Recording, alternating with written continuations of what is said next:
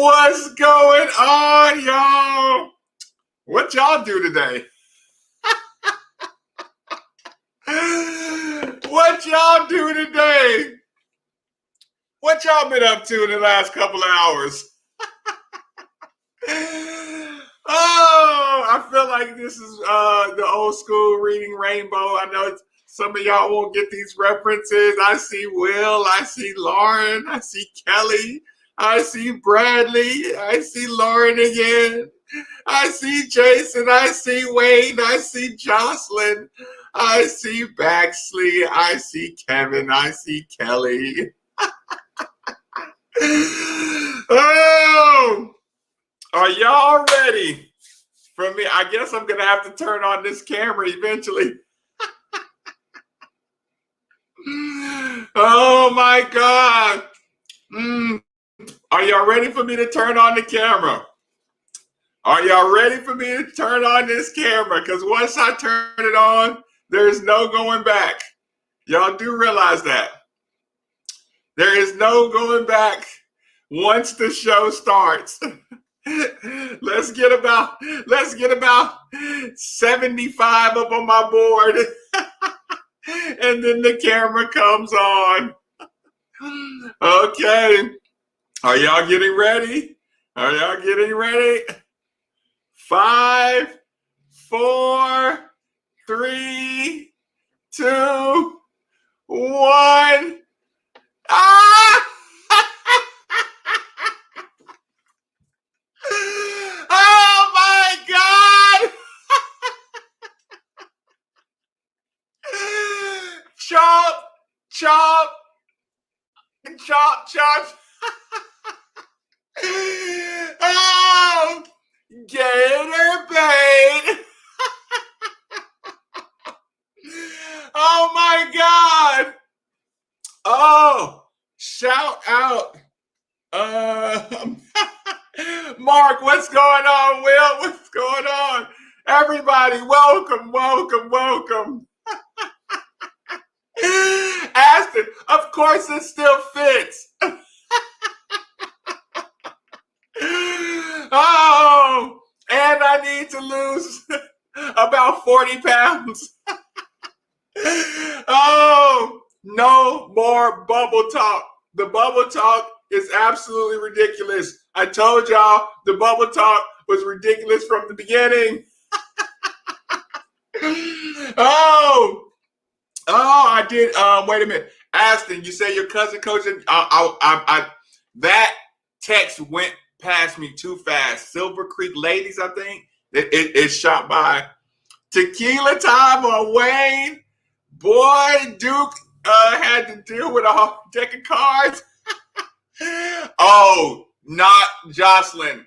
They weren't just waiting. They were praying to the sports gods.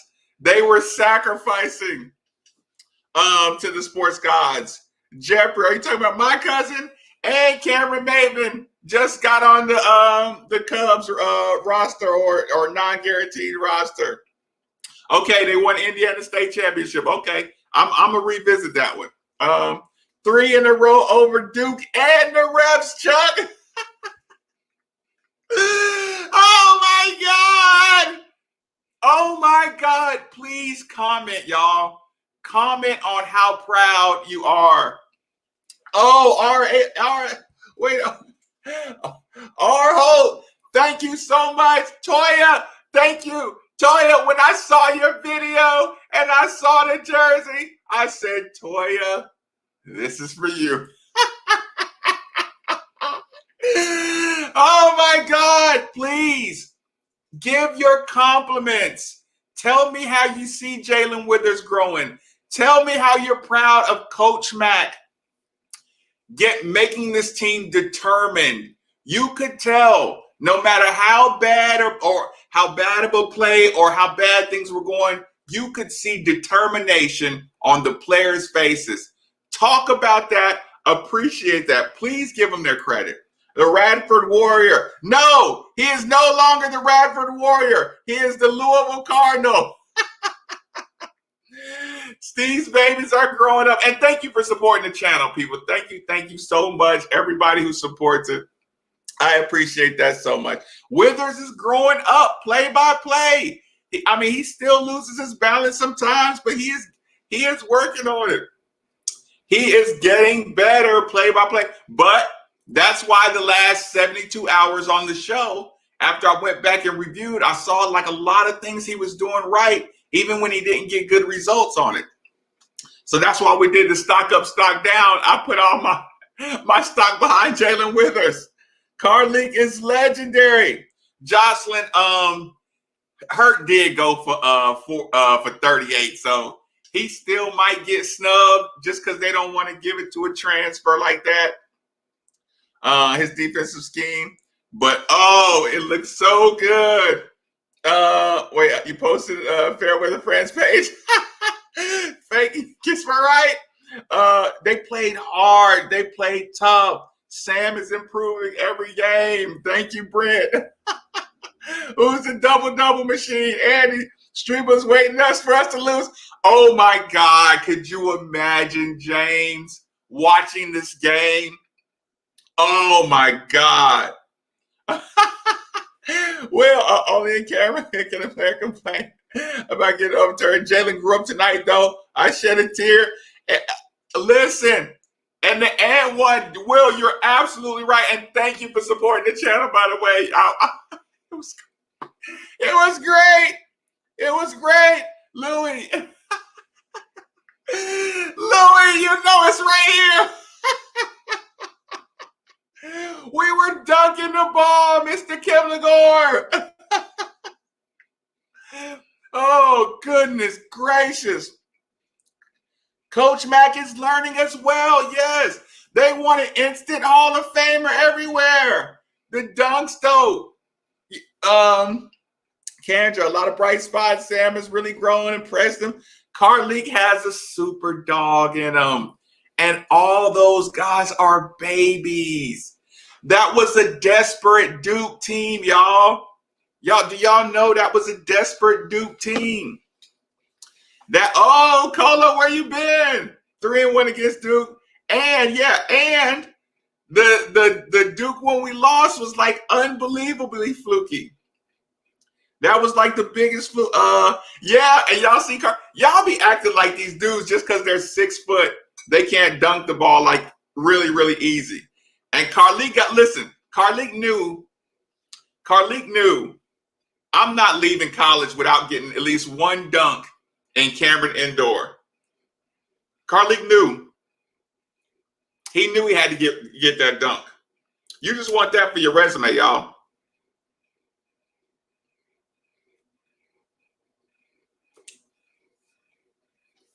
You just want that for your resume.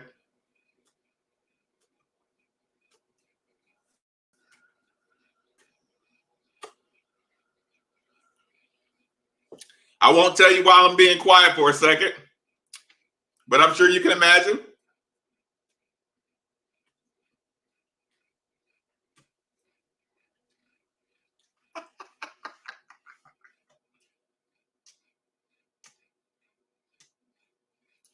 Oh no, I forgot to invite Steve. I'm sorry, y'all. I just got caught up in my own world. I don't know if Steve's busy. I don't know if he's hanging out with his wife or anything. Hold on. I ain't even got the stats yet. Hold on. Let me make sure I send that man an invite. Yeah. I just hey, listen, y'all. The moment I just thought about Steve, he was sending me a text message. Oh my God. Steve, come on in here.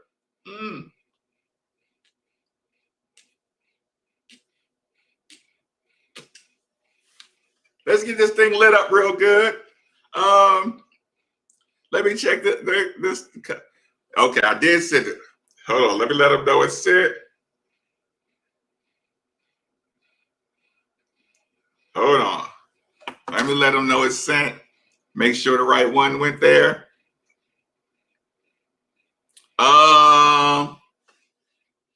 hold on. It looks kind of suspect. Let me try that again. Invite. Copy to the clipboard. Hold on. Let me make sure I sent him the right one. Didn't screw it up. Okay. Yeah, it was right. Just looked a little funny. Gator bait. Oh my God. I wish I could play my music in the background right now. Oh, Ryan. Can we not wait till all I do is win? Actually,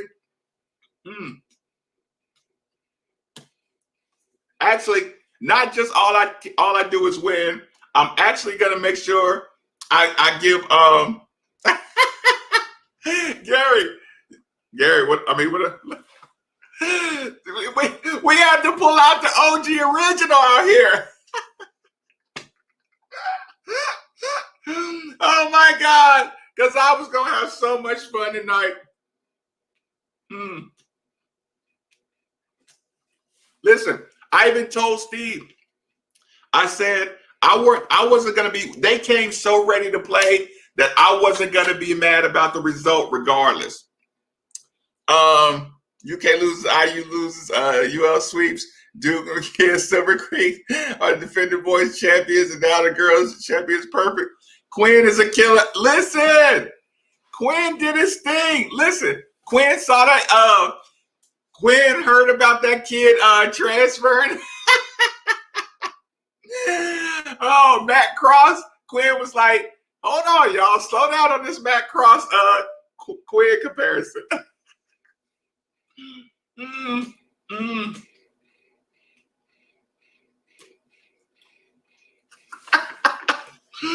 Let's go.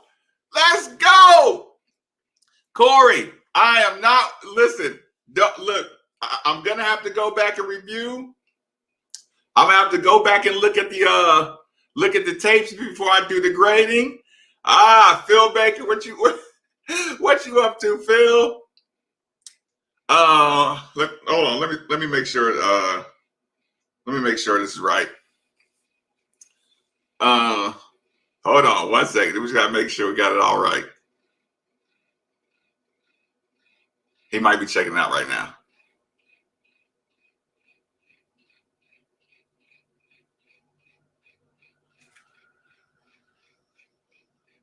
Just making sure. There you go.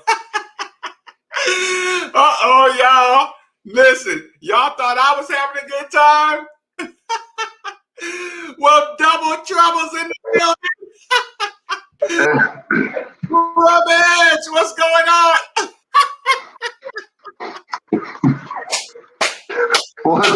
What's going on? How y'all doing? Did we catch you at a bad time, Steve? Yeah, how's everybody doing? Yeah, okay. Yeah, it was so it was a good win.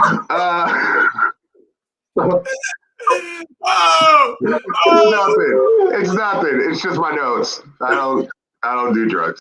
That's how great, man. How great was that? Right? Oh man. How the people feeling in here tonight? Oh my God. They were excited. I'm obviously excited.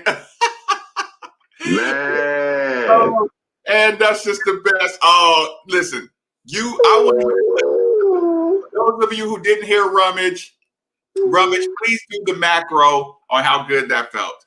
Oh, dude, it was, listen, anytime you go into Cameron, and I mean now, and the thing is, man, now we got a 2-game winning streak in Cameron Yum Center. Like, I mean, dude, that's huge, man. No, I think people are feeling good, man. I think people are feeling good tonight, dude. That was a big time. That was a big time dub. Big time. I think the best point you made is the future looks so bright.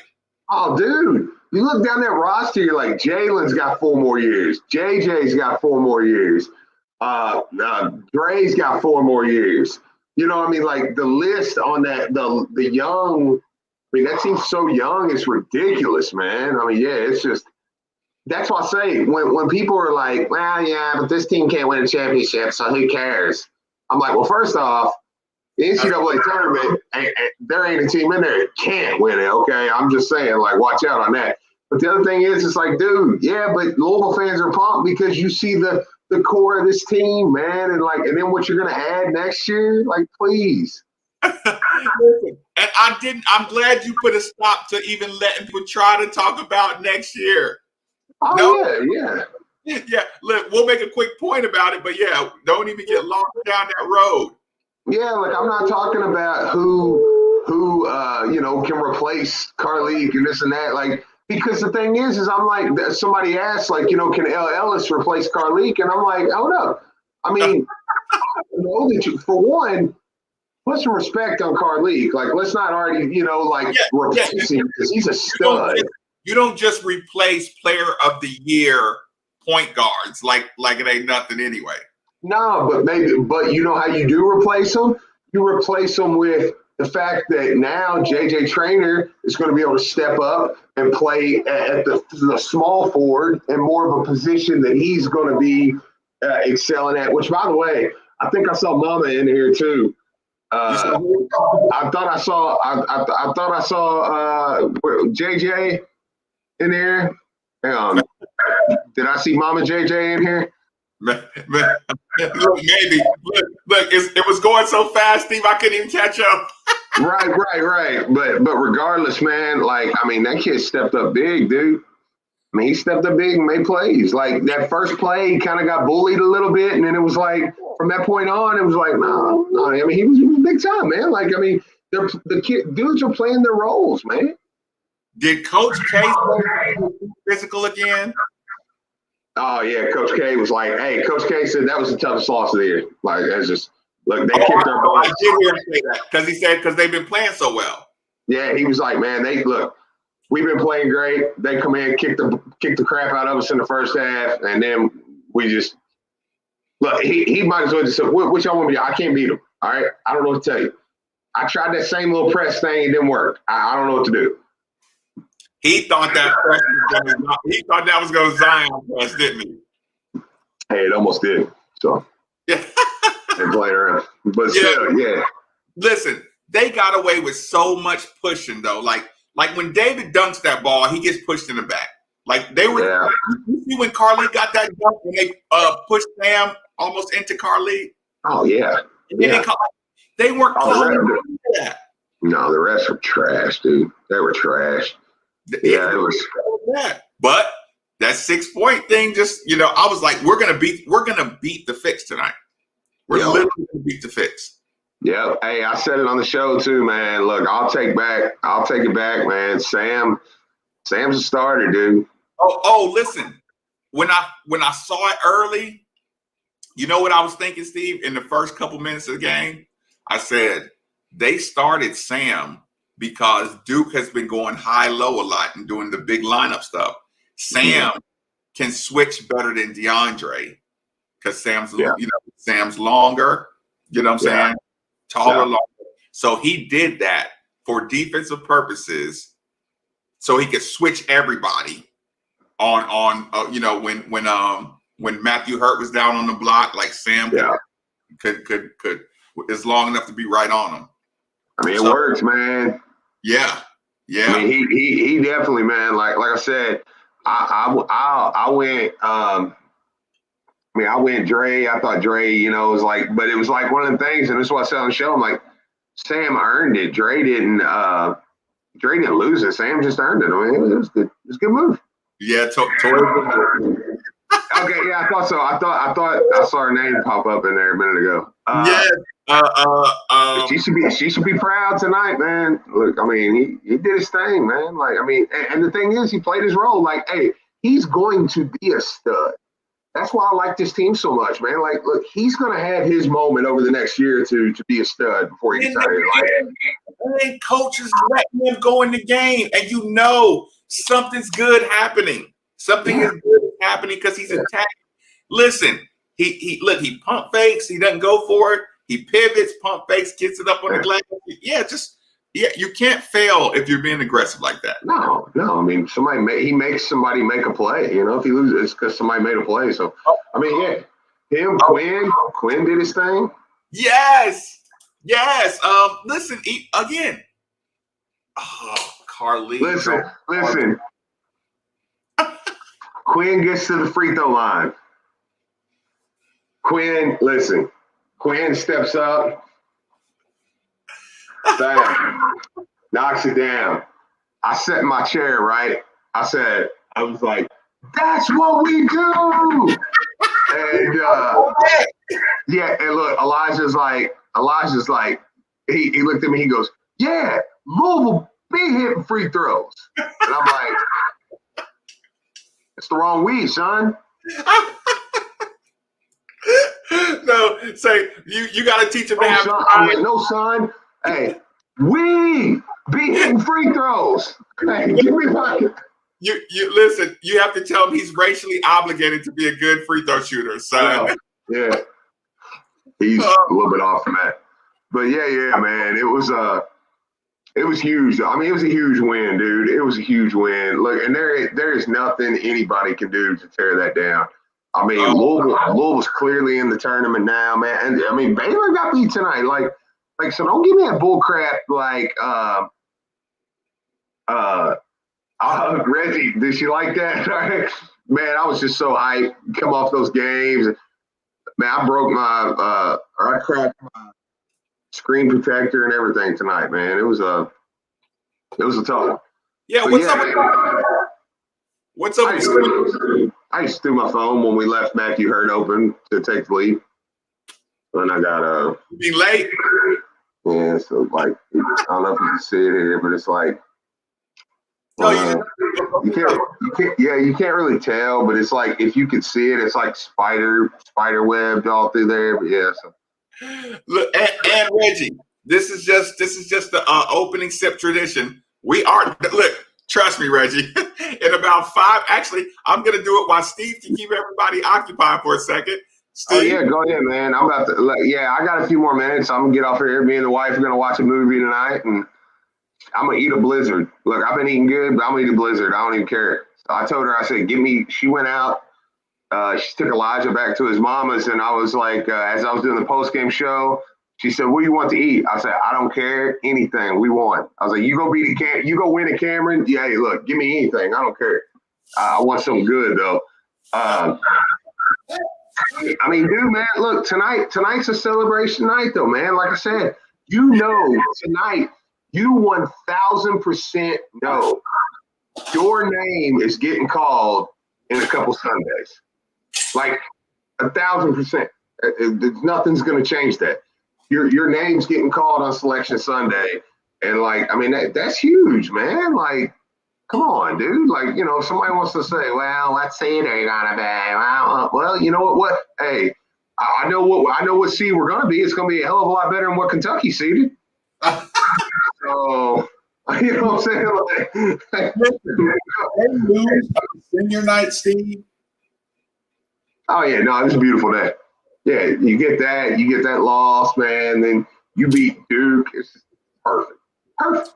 Yeah, listen, literally rewrote the law to let Olivier Sarr play, and he gets busted on senior night. I know, and they drew up another play for Olivier Sarr to shoot it. It was terrible and missed like the whole thing. Did you see Cal said that? Did you see Cal said they were going to schedule a top tier opponent, but probably not now? Yeah, I mean, because it doesn't matter. I mean, I don't know why they were never like. It's just like whatever, dude. Yeah, I don't even got time to worry about that. Like y'all are trash. Like, dude, there ain't no way they're gonna win anything. It's gonna be a conversation. Yeah, look, I got ACC to win, man. I mean, you know, mathematically, we're not out of it to win the regular season. Like, if we finish out with if we win both of our games, and Florida State took another loss, we'd win the ACC conference.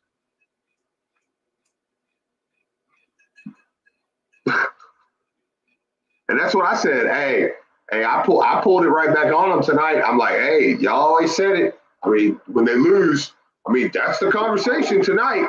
They lost to Carolina. Conversation. We have to have the conversation. Can they lose? Are they on the bubble? So now I said, hey, all right, Monday, you have to have the conversation. What if Louisville wins out? That's what I'm glad. Yeah. What if they win out? I mean, all right, we'll see. Coach Mack did. I saw somebody in there ask. Coach Mack sounded pretty positive on Malik. Mm-hmm. I mean, he sounded like they were just like, dude. But you saw it. You saw how big of a difference it is when we got him in the middle, man. And that's why Jalen Withers is playing out of his mind now, too, man. Yeah. Like you can see how much more confident he is. Oh, yeah. Like, he literally feels like he's playing an entirely different position. Dude, him and JJ both, they look like different players, dude, when they're in there with Malik.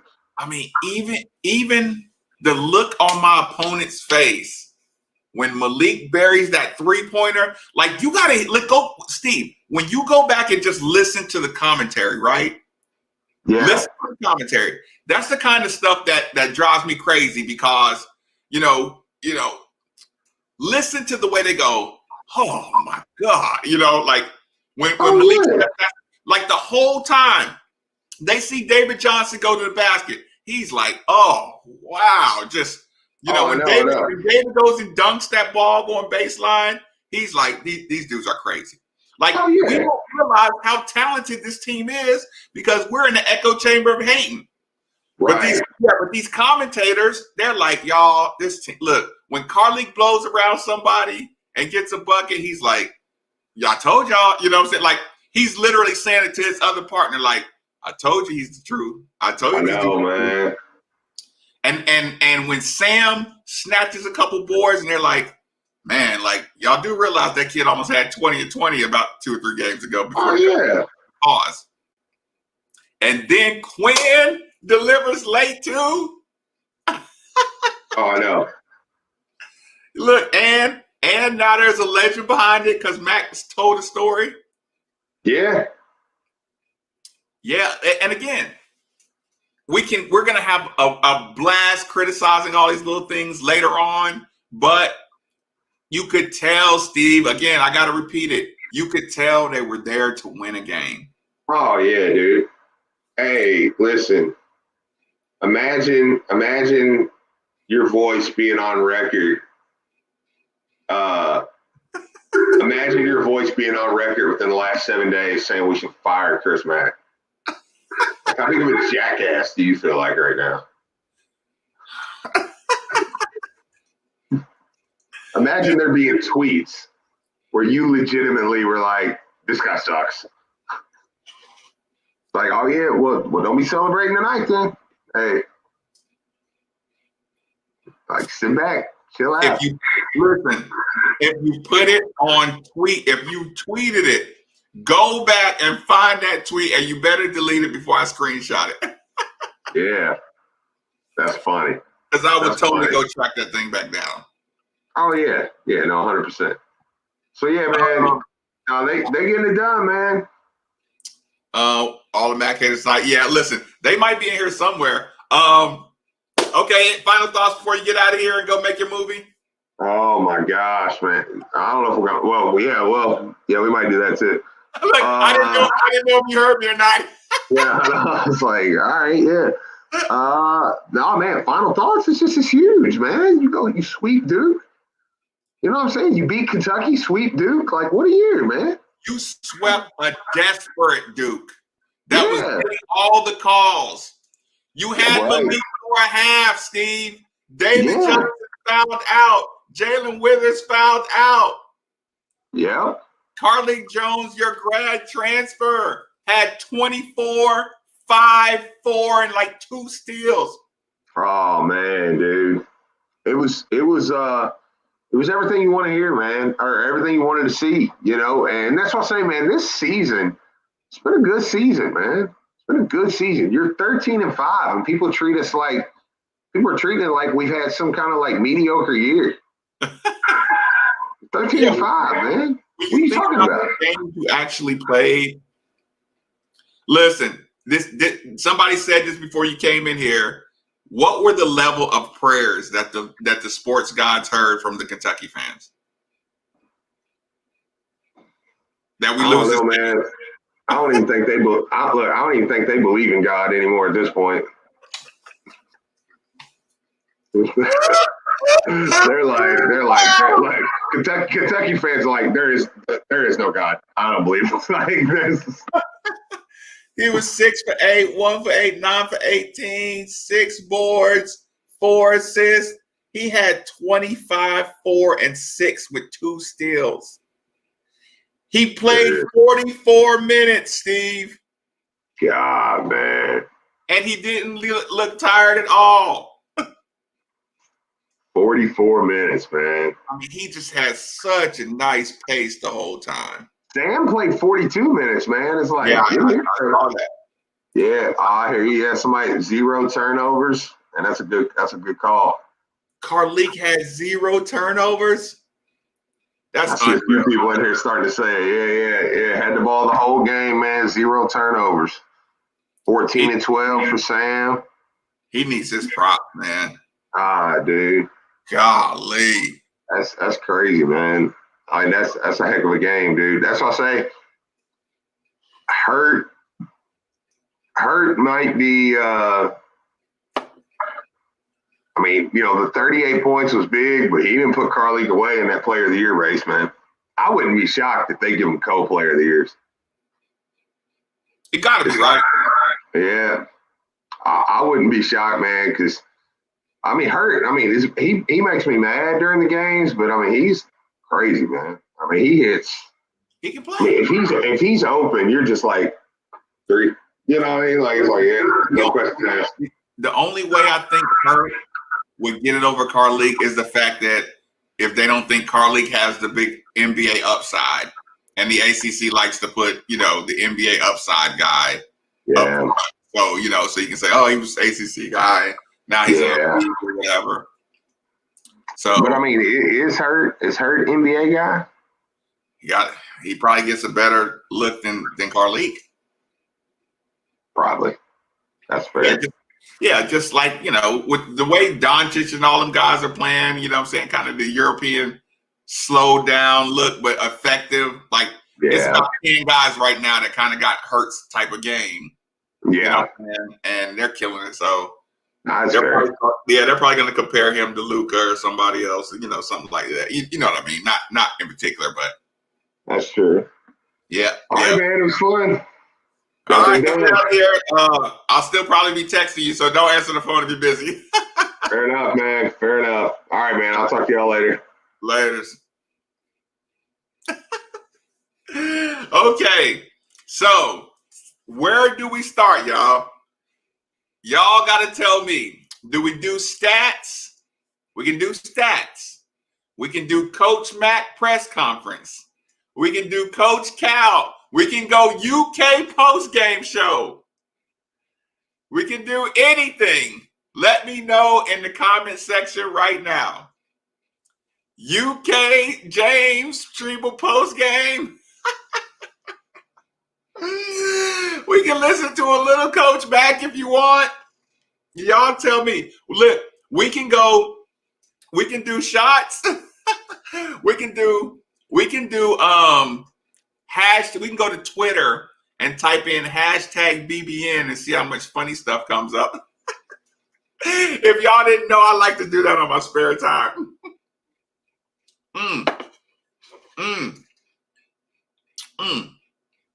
Okay, I'll hit the stats real quick. We'll do our stats real quick. Withers, 6 for 10, 1 for 3, 3 for 5. Great job, baby boy. 9 rebounds, 1 steal, 1 block, 2 turnovers, 5 fouls. Great job, Withers.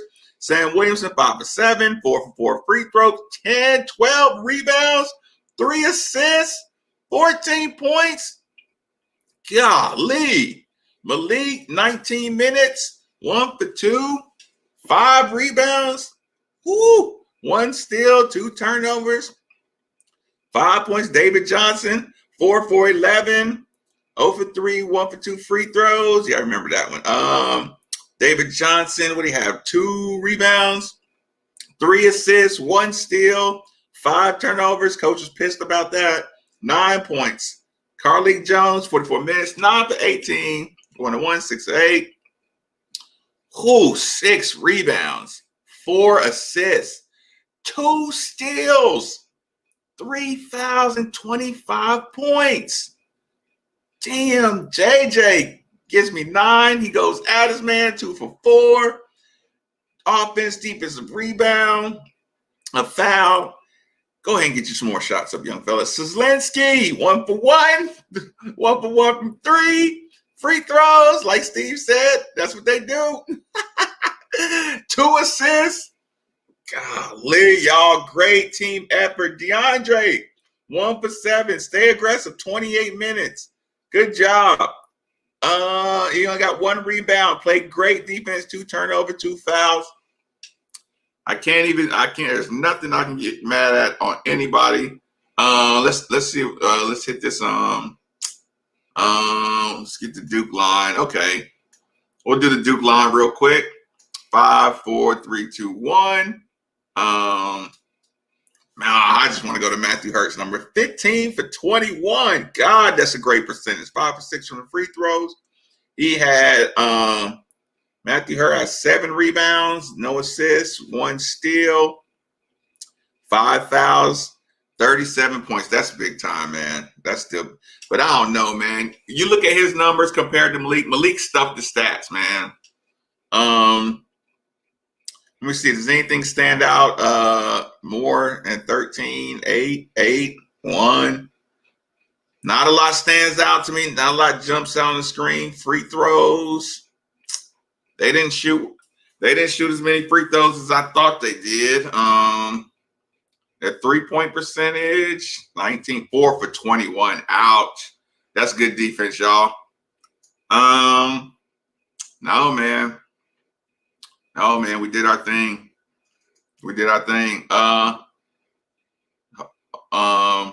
Breaking news, James. The Roger Ayers have overturned the final score and Duke wins. Right. Y'all heard when you heard Jamie Lucky, you were like, uh-oh. Breakfield stand out to you. No one but her did anything for Duke. Sam had some nice stats for sure. Score machine. David Johnson got to stay off foul trouble. Yeah, David was just a little off. He was off. Jenna makes oh God, he's so talented. Yeah, I know, Reggie. I know. That's why you get mad at him. That's why I've been giving him low grades from the beginning. Jazz on fire right now. Poor Malik. Yeah, I think they were just being totally precautionary. They want to get him to the X-rays. They just don't even want to. They don't even just want to touch it. Okay, you want to take some UK? Okay, UK post games. I didn't see. Or we can do. We can also find the. Listen. We can do the Coach K post game if y'all want. Okay, so I'll throw it out there. I'll read like the next 10 comments as soon as they come. Whichever the majority is wins. Coach K press conference, UK post game, Coach Mac post game, BBN Twitter. I'm gonna just look at them and see. It's only Duke. I mean, you just don't want him out. Okay, yeah, it doesn't matter. I guess it doesn't matter. It doesn't matter which goes first because I don't know. Are y'all going to sleep? Because I'm here. So unless y'all going to sleep, we can do it all. And if one of them is boring or something, we'll bail out on anything. Hold on. I think I have to put my headphones on so we can all hear nice and clear. My setup's still a little funny from the pregame show. Okay, they posted that. Let's see, Chris Mack Live, they posted that. Yeah. Hold on. Make your life better with a new Hold on, y'all. Join Team Louisville as a Hold on. Hold on, y'all. Let's get this set up real quick.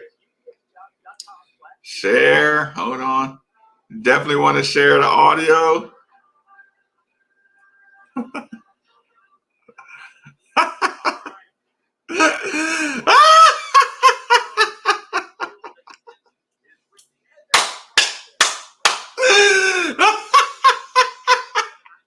Y'all hear how he started?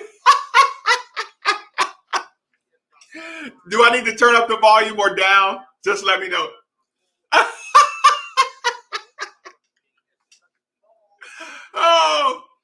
Oh, it's Saturday night, Travis. Oh, God. For the spirit. Oh, you can't hear it? Is it too low? Okay, sorry.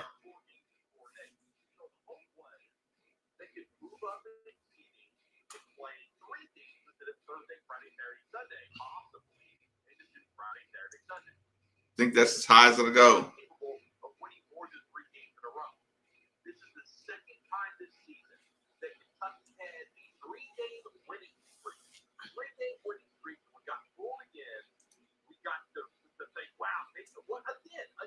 Hold on.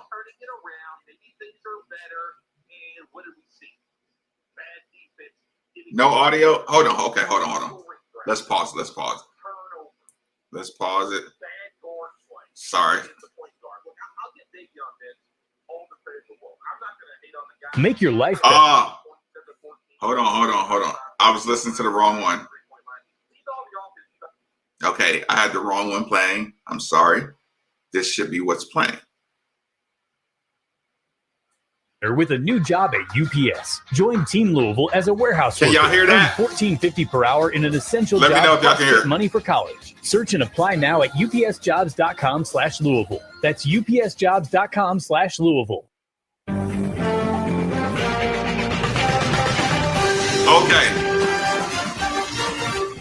Is it fully? All right. Is it fully? Okay. Perfect. Here we go. Okay. Welcome to the UK post-game show. I'm your host, James Steele. Jason Y'all hear is how with he me, as starts? is the process, who's running the board for us Oh my this God. evening. 267-9680 if you want to call and get in. Listen how pumped he is. 437-9680 for the UPS Jobs text line. I'm going to go ahead and say those numbers now because the phone lines are full. I believe that people will want to talk about this game as Kentucky falls to Florida 71-67. Yes, James. And look, that game mattered. That game 100% mattered for Kentucky in this regard, not for their NCAA resume, not for the bracketology, because they're not going to be in the bracket. They're not getting in the bracket in the regular season. That didn't matter. Don't tell nobody I got What mattered this jersey. was seeding for the SEC tournament, because this School's Kentucky gonna come knock me team down. cannot win 4 games in 4 days.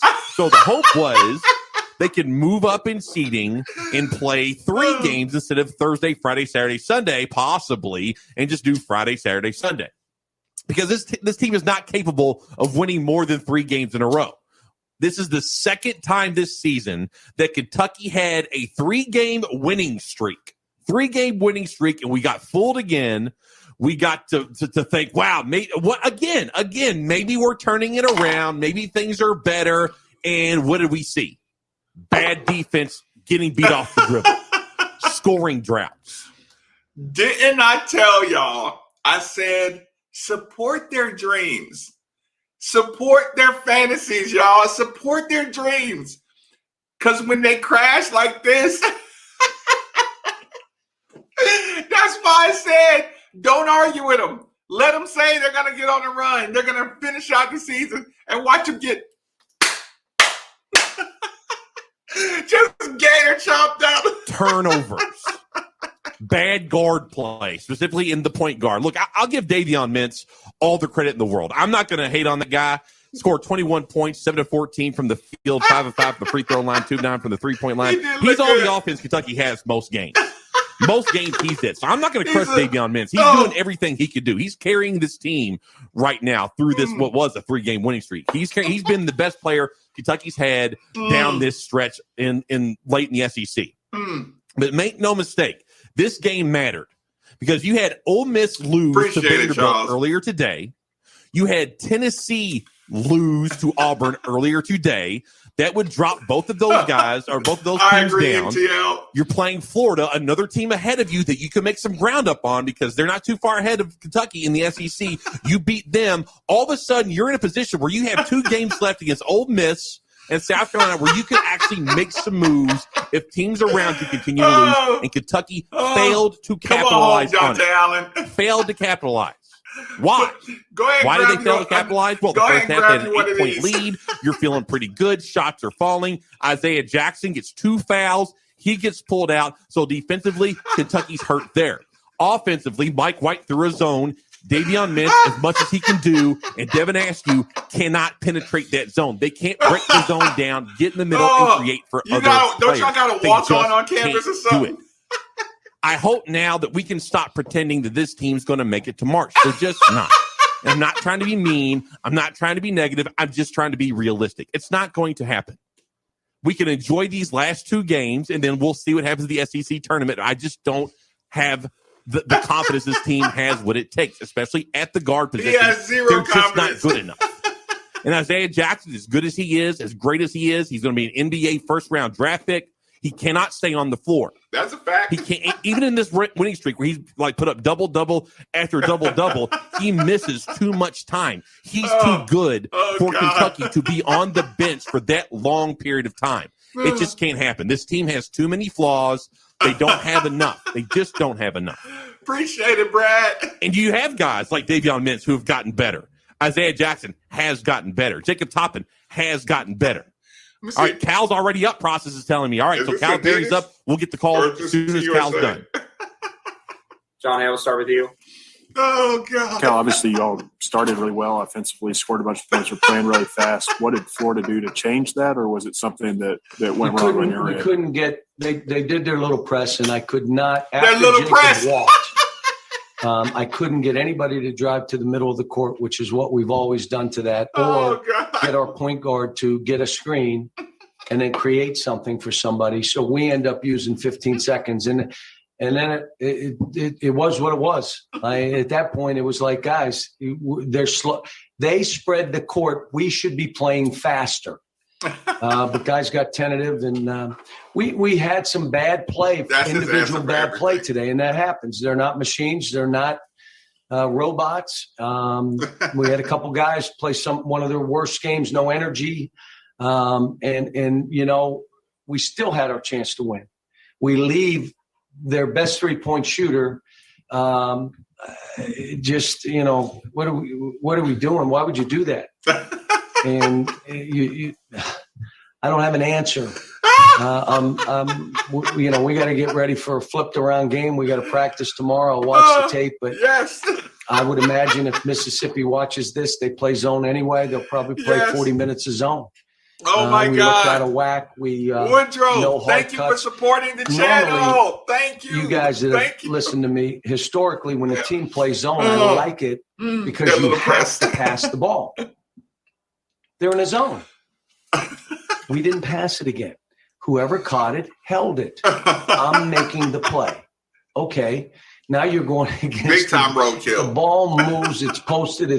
We didn't throw any skips that we had worked on for 3 days over the top. 3 days, but y'all. give them credit. Florida did what they had to. We're up 1. We got our chances. Here we go. Let's win this thing. And, you know, we don't. Just senior night. No daggers, shots that were available to us. We missed. Take a bad shot. No Instead of trying daggers. to get fouled, I'm just going to throw one at the – that's losing basketball. Yes. So we'll be able to look at the tape and hopefully get better. Tucker, go ahead. He's like, I don't know. Hopefully we'll get better. Now, Keon, even when he's, you know, not scoring it or shooting it great, has been pretty reliable in terms of being an energy guy and the guy who will do all the other stuff.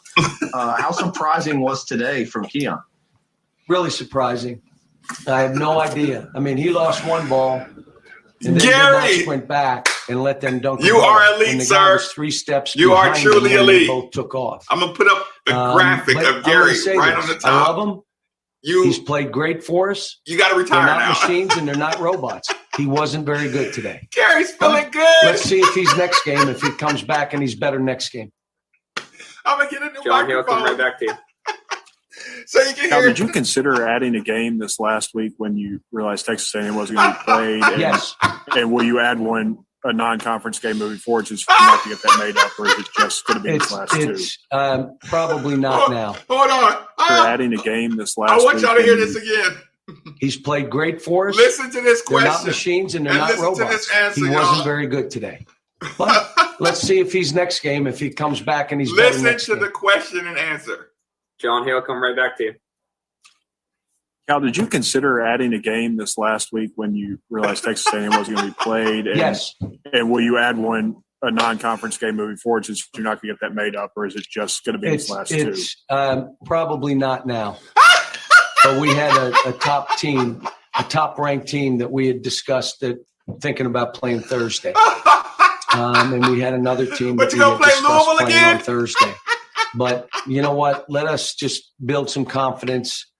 You know, South The anonymous Carolina, top-ranked who we team. have to play But on you- Saturday, But you just won added by South 30. Carolina. Mississippi is obviously playing really well. So we're going to have our tough go You of it added with what South we have. Carolina. But, you know, obviously we got a road game and a home game, and then we go to our tournament. Larry Vaught. Oh, God. John, how frustrating is it for you that still Very. this late in the season that your team hits so many of these offensive droughts where either you can't make my a shot or get the shot that you want no matter what? That was disappointing. And, Oh, and again, goodness they gracious. got tentative. I put Dante in, and what I basically said is find him. Guess what? Let's just find him. Didn't even look at him. I said, get him shots. Let him. Are you ready, Don? Now That was Dante's the disappointing. answer. And again, they got tentative. I put Dante in, and what I basically Dante. said is find him. Guess what? Didn't even look at him. Oh, God. Listen. Imagine this, y'all. Imagine living in a world where you've been benching the best shooter on your team who's from Kentucky the entire season. You're up against it, and you go, Dante, are you ready? Yeah, coach, I'm ready. Get in there. Everybody look for Dante. It's senior night.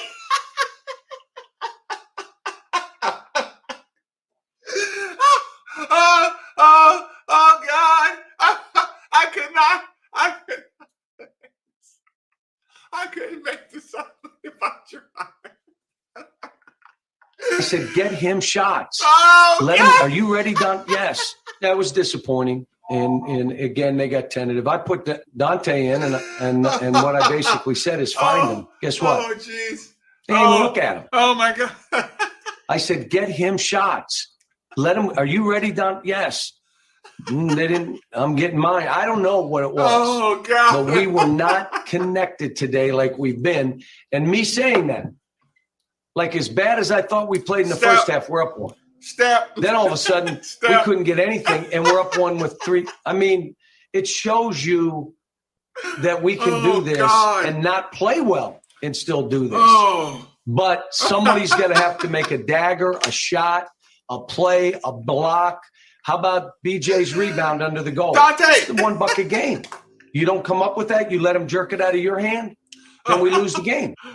Could y'all imagine? Could you imagine watching the game on senior night and then the coach yells out, Dante! Listen, I have been in the doghouse, y'all. And I'm telling you, when Dante heard his name, when Dante Allen heard his name, imagine this, y'all. Picture this. You're sitting, you're watching the game. You know you're not going in the game. And you hear your name called. Dante! Okay, the coach is up there, right? The coach is to your left because you're watching the game. When he heard his name, he looked to see if it was his friends. And then somebody tapped him and he said, huh? And he said, Coach is calling you. Listen, I sat in a game and heard somebody say, heard the coach say, Marcus. And I'm like, I know I ain't just here the coach call me. I'm in the doghouse. Coach, you put me on the third string team this week. I know you ain't about to put me in the game. You mad at me? Dante was like, Dante, huh? Hey, man, coach wants you. Really? So there were so many plays like that I look and I'm like, if you want to win, that doesn't happen. You don't drive, Jacob, and just throw the ball and fall on the floor. You don't do that. You're getting fouled or don't shoot it. So there was, again, we're still. Sorry, y'all. Like I said, we got work to do, and the cigars. And it was disappointing. I was hoping we could get this one. I thought we were getting it all the way. We're up one. As bad as we were playing, I thought we could still get it. Yes, and then all of a sudden, we leave a guy, leave a 3-point shooter open, come down and took a throw shot, and they make it. All of a sudden, you're like, what in the world just happened? Come on, man. We've got to have basketball sense. And you know what? I'll say it again. They're not robots. They're not machines. They don't play great. They don't make every shot. It's never been this sweet, Jared. The disappointing thing is this team fought to get themselves in a good position. That something good could happen for us. And we kind of just had a couple guys not show up. Like, what? Was it anxiety that wore you out? Anxiety that wore you out?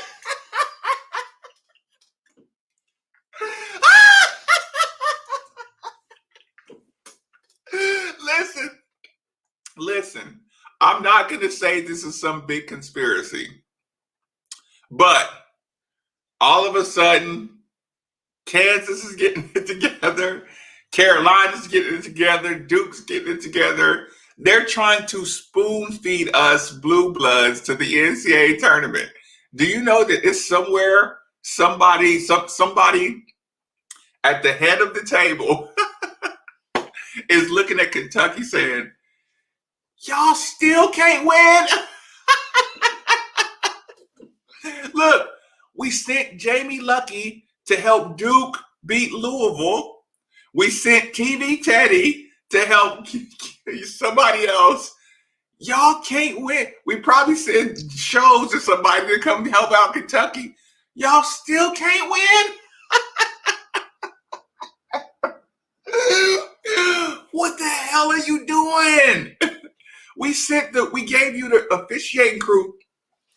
Listen, do y'all realize that out of all the games that Kentucky got to pick up, they got to throw in South Carolina?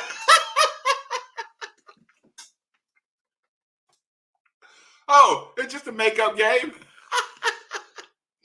That's like going, okay, Louisville, I know you're in bad shape. So we're going to spoon feed you Boston College twice, who doesn't even have a coach. Oh, God. He said we were going to have a top team, but Texas A&M is out. So, yeah, we're not going to do that anymore. We're just going to get some rest and try to make a run in the NCAA tournament. The anxiety of the game, the anxiety of worrying about the game. Oh, God. But we weren't the same team today. Jerry, then Lonnie. John, how much do you think maybe the layoff, the week off without a game, a midweek game, maybe contributed to a 1 week layoff? I know y'all better attack them on that question, because y'all acted like we can't take a month off and we're supposed to be in tip-top shape. Well, you should be rested. Everybody's healthy. We were out a month in quarantine. All we had, we couldn't even have a coach and a player together. All we had is a player shooting by himself. It took us one game to get back rolling. And we beat the hottest team in America in their house with all the calls. I love these babies. I'm telling y'all, Go back and listen to after the first game we played. Go back and listen to me and Steve. Actually, there might be video from us recording the show and doing a live show of we're just looking at each other like, these babies got some heart. Now, it might not always translate into wins, but Coach Mack got their attention. He got them committing to defense, and these babies got some heart. We're here in the last days of February, and I couldn't be prouder. I mean, I literally will beat somebody up for talking. You should have beat Miami, and you should have beat Wisconsin. Shut up. I love these babies, and they're determined. That's how you start building your program to be tough enough to win national championships. To being out of rhythm or Empowering out of the players routine. to And get where do better you assess your on their own. NCAA chances at this point?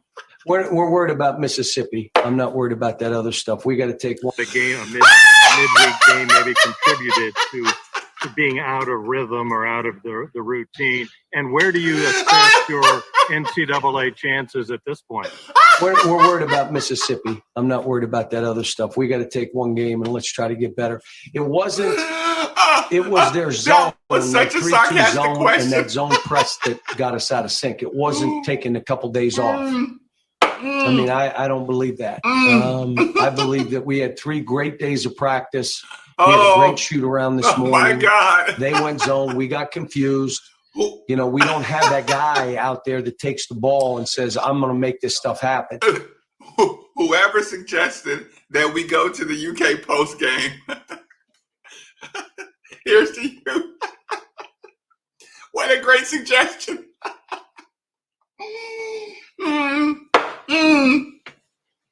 Oh my God.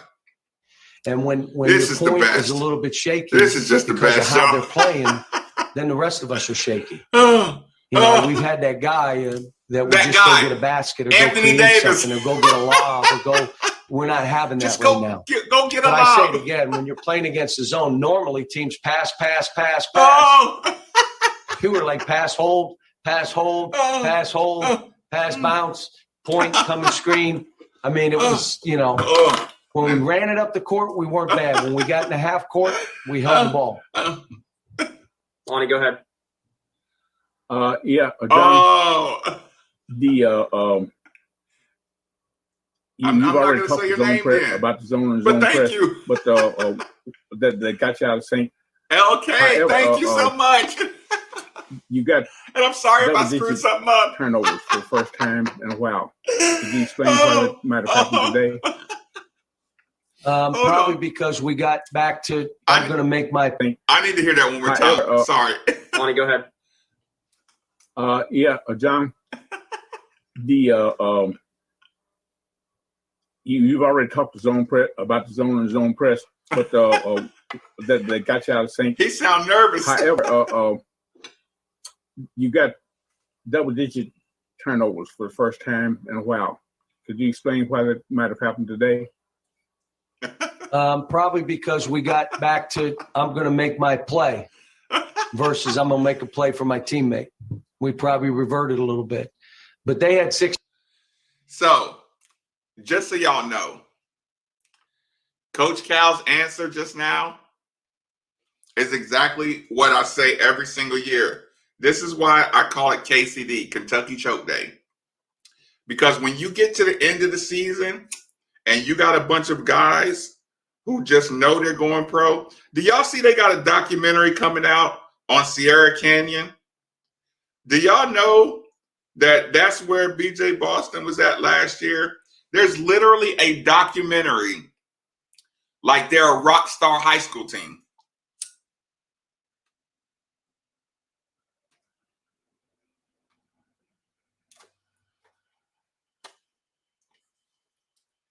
The reason I'm even mentioning this is because when you have rock star level attitude, when it gets to the end of the year, they start hunting for points and they start hunting to get to the league.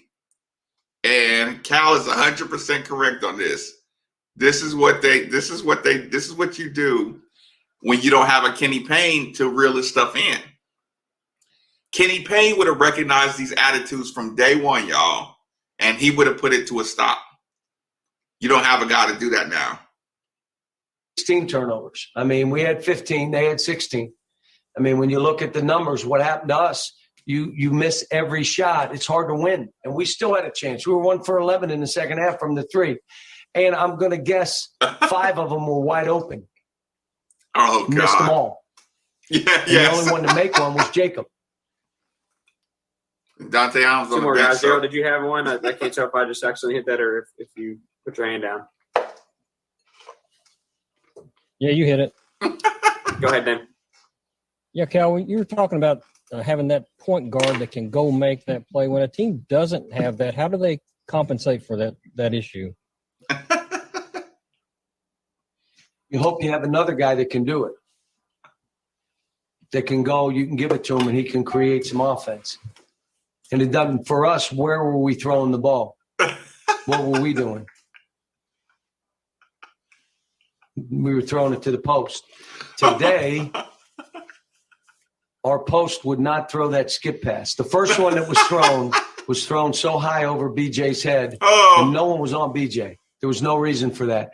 Again, let me say this, guys. Today, again, we had 15 turnovers, but we had 7 other bad passes. Oh, God. That took away jump shots for us.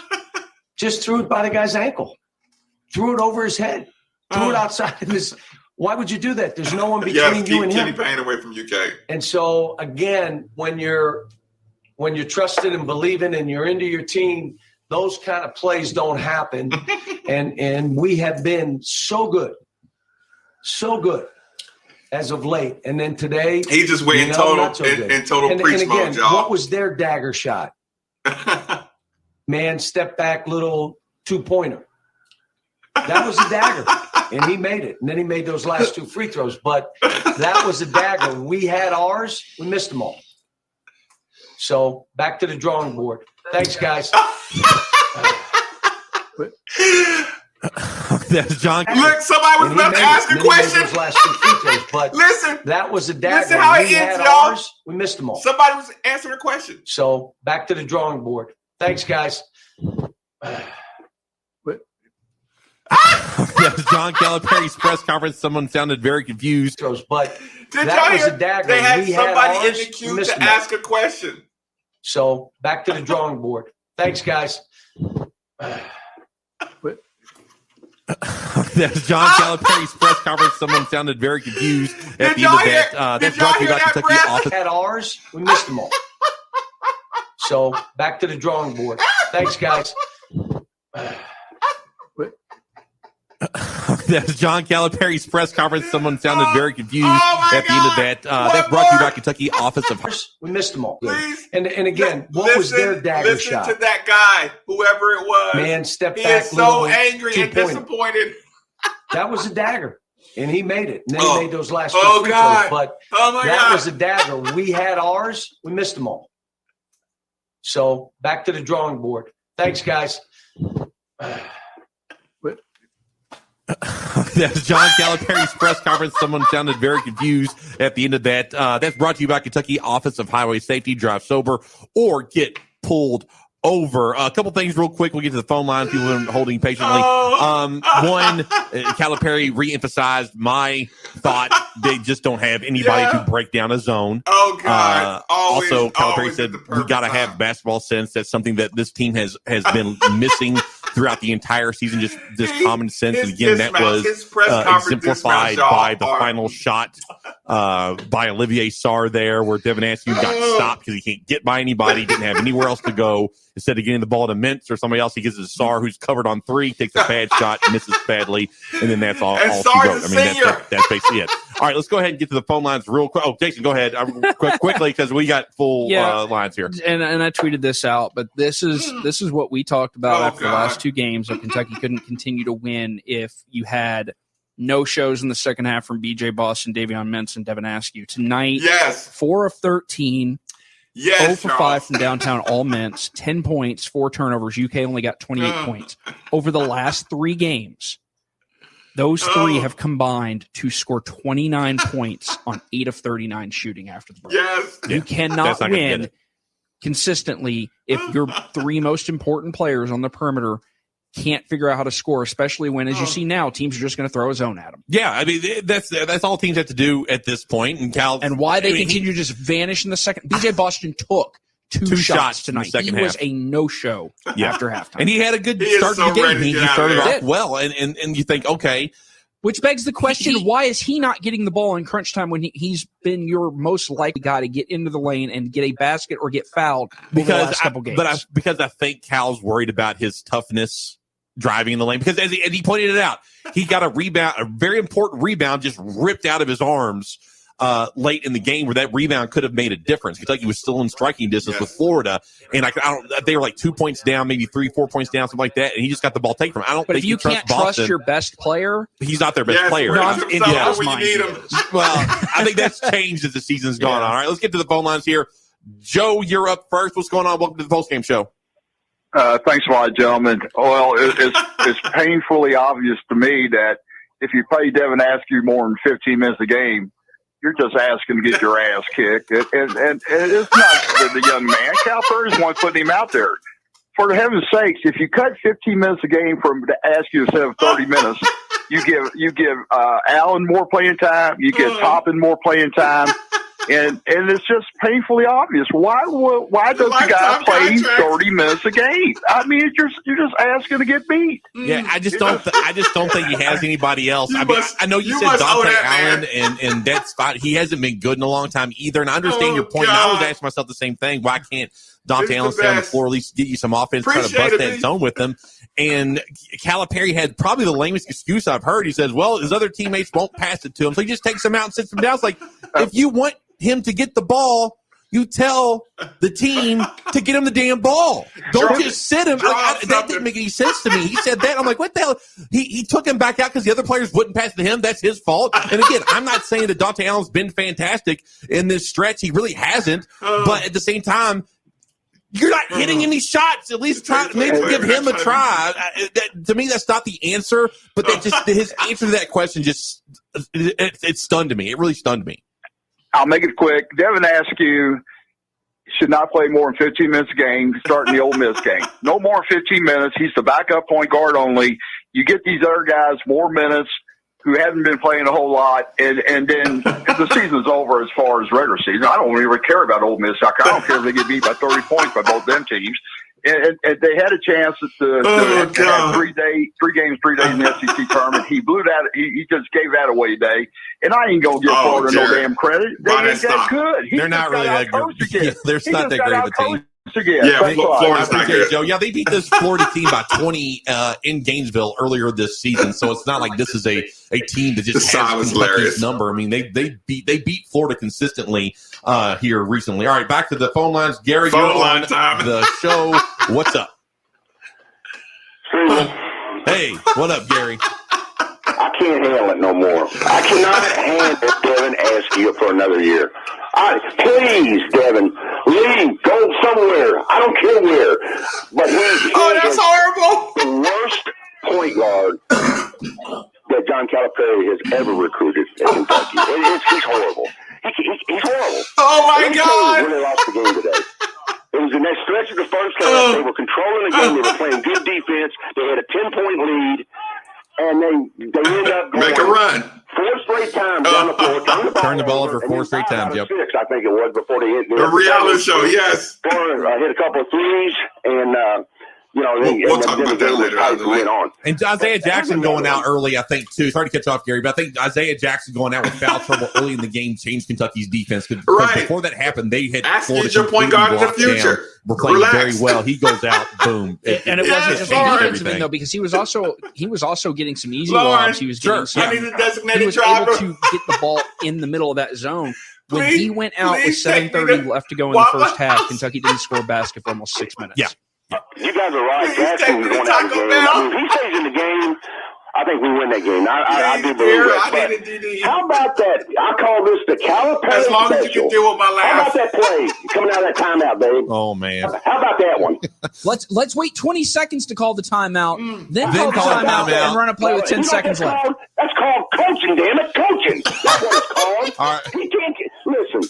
That's the best you can come up with during that timeout. Oh my God! I'm telling you, fellas, Let's wait 20 seconds to call the timeout. He was also getting some easy lobs. He was getting some. He was able to get the ball in the middle of that zone. When he went out with 7:30 left to go in the first half, Kentucky didn't score a basket for almost 6 minutes. Yeah. You guys are right. Jackson is going out of the game. I mean, if he stays in the game, I think we win that game. I do believe that. But how about that? I call this the Calipari special. How about that play coming out of that timeout, babe? Oh, man. He said the Calipari special. You guys are right. Jackson is going out of the game. I mean, if he stays in the game, I think we win that game. I do believe that. But how about that? I call this the Calipari special.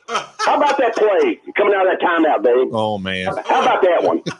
Let's wait 20 seconds to call the timeout, then call the timeout and run a play with 10 seconds left. That's called coaching, damn it, coaching. That's what it's called. All right. You can't listen.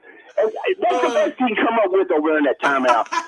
I'm telling you, fellas, this Calipari's a recruiter. Okay, he's a really good recruiter. Is he? That's where it starts, and that's where it stops. When it comes to X's and O's, there's a whole hell of a lot of them out there better than John Calipari. Is Kenny Payne the recruiter? All right, Gary, appreciate the call. Who is worse at timeout and clock management, John Calipari or Mark Stoops? Here's the one with the way I'll not totally agree with Gary here. UK post-game shows. Cal called better than John Calipari. I'm telling you, fellas, this Calipari's a recruiter. Okay, he's a really good recruiter.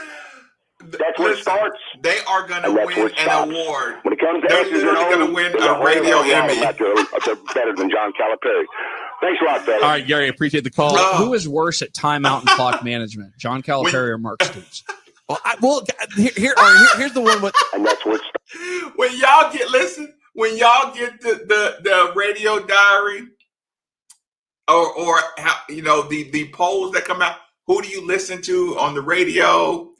After you put Middays with Marcus Maben, right after you put Middays with Marcus Maben every day, 10 to 12, the very next line, I want y'all to make sure you put the UK post game. Any chance you get to fill out any questionnaire you ever receive when it comes to radio, please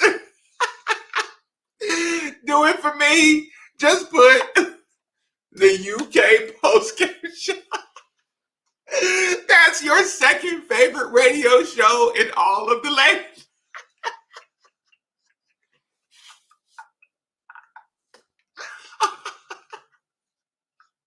I can't breathe.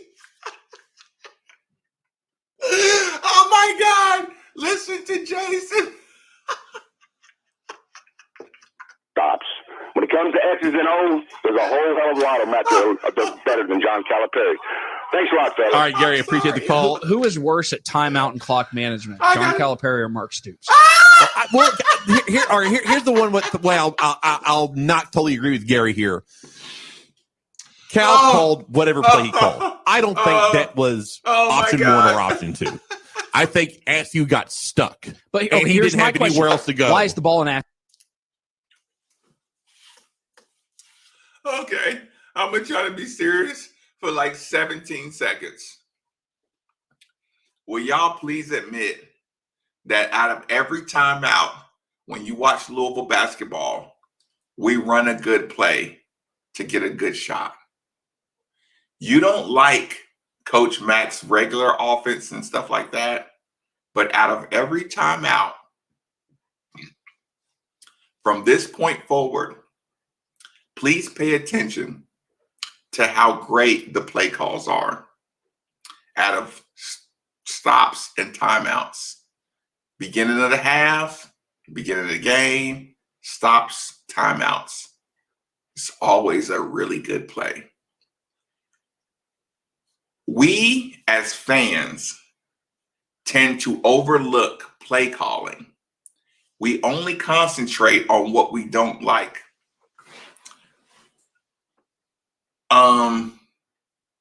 Coach Satterfield calls an excellent play. The guy's wide open. Maybe somebody on the line slips through. Malik throws off his back foot. He throws it inaccurate. Why is Malik in the game? Our offensive line sucks. Somebody did this. Sometimes you got to take the time to say, that was an excellent play call. That the players screwed up. Even if the players don't screw it up, stuff happens. Coach Mack has a wide open play out of every timeout. Start paying attention, because I'll tell you what pain feels like. Pain is when your coach can't execute a play or your coach can't draw up a good play out of a timeout. That's pain. Everybody who's my age or anywhere near my age or older, they know for 40 years, out of a timeout or a late game situation, we don't get a good shot. If we got to call Marquette, guard cut weak side low, swing them, lead, double, whatever we're calling, either Marcus is going to end up on a curl with a clean look, or we're going to get the ball down low to a good post spot, or we're going to get an alley-oop, or we're going to get Darrell Griffith in the post on the block. For 40 years, you watched Coach Crum end up with a great shot. You cannot like the motions of the team, but the play calling when you need buckets is what's important. Y'all just watched Louisville beat the best coach in the country 3 times in a row. Listen, y'all watched the game and you saw all those Duke players moving around, making all these beautiful cuts and all that stuff. At the end of the day, Matthew Hurt hit tough shots. So all that cute running around and motion and all that, yeah, our eyes love it. Matthew Hurt made plays. The big man made plays in the post. Coach Mack, I get mad at him too sometimes. But at the end of the day, he's coaching them to be better about winning, being tough, being gritty, win the point. Stop thinking so much about execution of this long, drawn-out scheme. We give you the ball, I expect you to get a bucket. When J.J. Traynor comes in, coach, don't mess with him. It could be a bad shot. He goes and gets a bucket. J.J. goes and either get a bucket or get fouled. Carleek, I don't have to run Carleek off of 10 screens just so at the end of the play I can isolate with Carleek. Yeah, it costs you 10 easy buckets and fan comfort. You hear that fan talking about coach's play he called up? No, that's a fair question. That's what pisses me off. That's a fair question. Why is the ball in Devin Askew's hands when we've seen how many times this year has he drawn up a play? Oh, God. And his excuse in the post-game press conference is, well, Devin Askew, or early on in the season, well, BJ Boston. Right. If you know Michael those guys Langford, right. are prone to make those mistakes, why is the ball going in their hands to set up the play? And that's a fair question. Yes, but I think and if you know Askew can't beat his man, why are you not picking for him? All right, that's a fair question. I'm just playing devil's advocate here with this. He wanted Mintz to take that shot. I don't think there's any doubt about that. I think he wanted Mintz to take that shot. That's why he didn't get the ball coming in. Because Mintz is really the only other guy that can handle the ball in that situation. We've seen what Jacob Toppin does with the ball in a situation like that. It ain't good. So I think he's stuck between. But that's why you don't wait 20 seconds to decide. How many times has he done that in his time in Kentucky? Let the clock run down and then 10 seconds left. You know what that does? It means if the play doesn't work exactly the way you drew it up, you're screwed. He's in a tough spot because he doesn't have anybody other than Davion Mintz and Devin asked you to handle the ball. You don't want to get in that ball. Yes. Keon Brooks. I don't want Keon Brooks getting that ball in that situation. Or, like you said, Askew's really, he's not a good 100%. Choice, but he's really the only choice. So, all right, let's get back to the phone lines. We'll see how this call goes. I don't know. Ron, you're on the UK Postgame Show. What's up, Ron? All right, first off, what's your team name? Defiance Bulldogs. James, you're right on about Shout one out thing. Defiance Bulldogs. That's not the play he drew up. Anybody that thinks that has lost their mind. Okay, hold on. The shot clock was about to expire. I got distracted. UK Postgame Show. What's up, Ron? All right, first off, Ron. Obviously, James, you're right on about one thing. That's not the play he drew up. Anybody that thinks that has lost their mind. Okay, the shot clock was about to expire when SARS took that, if you call it a shot, whatever that was.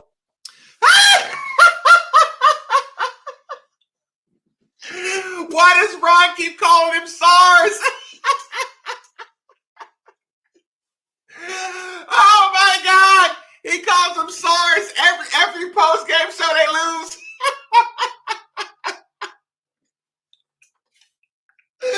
His name is Olivier Sarr. He keeps calling him SARS. Or that brick. Obviously, James. But he's really the only choice. So, all right, let's get back to the phone lines. Let's see how this call goes. I don't know. Ron, you're on the UK Postgame Show. What's up, Ron? All right, first off, obviously, James, you're right on about one thing. That's not the play he drew up. Anybody that thinks that has lost their mind. Okay, the shot clock was about to expire when SARS took that, if you call it a shot, whatever that was, or that brick. It all centers around what every caller has said a while ago. Okay, you can have the finest car in the world with the prettiest engine in it, brand new, great tires and everything. You don't put no oil in the engine, you're not going very far, are you? Right. Okay, there's no oil in the engine because I don't know what Askew and his family's got on Cal. I don't know if Cal picked up the bag from the Askew family. I don't know. It may have been reversed, Ron. Reverse recruiting. He paid Cal personally to be on the team. I'm sorry, he doesn't have the. I'm gonna disagree with you on something else, James. Don't keep saying that's all we got. No, we got better players than that. Wait, put Mintz out there. It's better than him. Okay. No, I think Mintz should. Oh God! Listen, if you have no oil in your engine or any other car issues, go see Ed Scorns and Sons. David Ed Scorns, shout out. Welcome to the chat room, bro. Shout out David Ed Scorns. I think he likes Mintz off the ball to send him up for shooting threes. And I'm with you, but look, I was confused like you, Ron, with the Dante Allen answer. I'm not saying Dante Allen's going to fix everything. Baby. I don't believe he will, but at least give the kid a shot. He has. Okay, right. Okay, I'm moving to that right now. Okay, first off, we're talking about breaking down the defense. You don't break down a zone off the dribble. That's first and foremost. It has to be done with shooting and passing. You don't dribble through a zone. You just don't. That's not how you play basketball. Okay. Now that's against man. The dribble is more important. Breaking down the defense, getting into the paint and such. But Dante Allen, you keep saying he hasn't played well during this stretch, James. You just don't. That's not okay. Right? Okay. I'm moving. Mintz. No. You know what you do against a zone? Oh, Jesus. You know what you do against a zone? You give the ball to Sam Williams. You give it to Sam Williams. You don't overcomplicate things. Zone, Sam. You don't try to run some stupid play. Zone, Sam. Bet y'all come out that zone quick. Off the ball to send him up for shooting threes. I'm with you, but look, I was confused like you, Ron, with the Dante Allen answer. I'm not saying Dante Allen's going to fix everything. I don't believe he will, but at least give the kid a shot. He has. Okay, right. Okay, I'm moving to that right now. Okay, first off, we're talking about breaking down the defense. You don't break down a zone off the dribble. That's first and foremost. It has to be done with shooting and passing. You don't dribble through a zone. You just don't. That's not how you play basketball. Okay? Now that's against man, the dribble is more important than breaking down the defense, getting into the paint and such. But Dante Allen, you keep saying he hasn't played well during this stretch. James, that's because he hasn't played. He's only on the floor a minute or 2 minutes. You can't get the rhythm. So if you've ever played a game, you can't get any kind of rhythm in 1 minute or 2 minutes. And then if you touch the ball, you don't run no plays for him. You don't run no down screens when he's facing mans. You don't try to get him in shots. I'm agreeing with you. I don't think he's the answer to everything. But when you're facing the 3-2 zone and the way we were shooting the ball out there today and playing, he's got to get on the floor. And he's got to get out there for extended minutes and try to get him some shots, get him spotted up to get a few shots. I'm so sick of Devin Askew, I could vomit. But the last thing I'm going to say, and I don't want to make nobody mad. Go ahead, Why is it? I'm going to start with the Lexington media. Nobody has the stones to call his overpaid fat ass out in public, okay? And somebody has to have the stones to say, why do you keep playing this kid when you know he's the problem? Everybody can see it. He hasn't been around basketball this many years and be this damn stupid, okay? There's no way. It's the same thing that goes on here in this town. They won't call out Mac when they should. The media is stoneless. And that brings me to my last point, James, and I'll shut up and get off here. You've been crushing Cal, rightfully so. Yeah. But when Mike Pratt come on the station, it's crickets. I am critical about Cal with Mike Pratt. Go pull the tape. You sound like me, Ron. All right, Ron, you have a good day, man. All right, appreciate it. Ron's spot on with the Allen thing because I know Sweeney has said what he said about, I was right about Allen. Here's the thing. The reason why it wasn't an issue the last couple games is because you didn't have the 5, 6, 7 minute long stretch where you couldn't make a basket. Today in the first half, the last 5, 6, 7 minutes of that half, you did not get a basket for 6 minutes. God. You couldn't defend for crap. Florida was doing whatever. It was Olay defense again, and we haven't seen that for a couple of games. At that point, when you can't hit a field goal, you can't figure out how to make a basket against the zone. Why are you not putting Allen in to try to get him a 3-point shot? If he doesn't make it, then put him back on the bench. But you're going 7 minutes, and then you come out after halftime. You have another 5-minute stretch where you don't score a basket. You break your rule of, if a guy doesn't play in the first half, he can't play in the second half. And trust me, if you check Twitter, every Lexington media guy caught it, but didn't ask him about it in the press conference, to Ron's point. You go 4 of 20 from downtown in this game. Mintz is 2 of 9. That's the reason why Kentucky won these last 3 games. Because Mintz got it wasn't really because hot. Cal made this tweak or these 5. No, you had a guy who hit threes. Yeah. And I said that, and I got crushed for it. You didn't hit threes tonight. You didn't have Mintz bailing you out. You didn't have Sarr bailing you out like he did a couple games ago, and you fell flat on your face. No, I'm with everybody on that. But we're not frustrated at you, James. No, I know, no. But the Dante Allen stuff, and this is to my point. Dante, he's not a particularly good dribbler. He's not going to get out of trouble. Don't care. He's not very. I mean, look, I get your point. If you go 7 minutes without a basket, why are you not trying anything possible to say, okay, we got to fix this or we're going to lose the game? I understand all of that. Cal doesn't like to put Dante Allen in the game. I mean, that's fine. I don't want to talk about Dante Allen anymore. He's not the reason why he would have not won this game for Kentucky. No, it goes. I'm moving past the Dante Allen conversation. It's over. I'm talking about it. It goes to the trend of John Calipari not adjusting when he needs to. He talks all the time about these tweaks. But he doesn't have players. He doesn't have play. They are not good. 5 stars. And the rest are 4 stars. Oh my God. He doesn't have players. You got the number 1 and number 7 player in the nation. We've been bringing our McDonald's player off the bench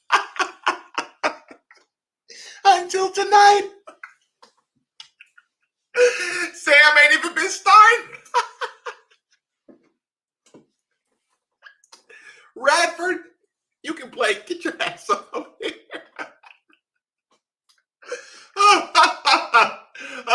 DeAndre Davis, Indiana, get your ass on over here. Quinn, Rockwall, Texas, you look like you can play. Get your ass on over here.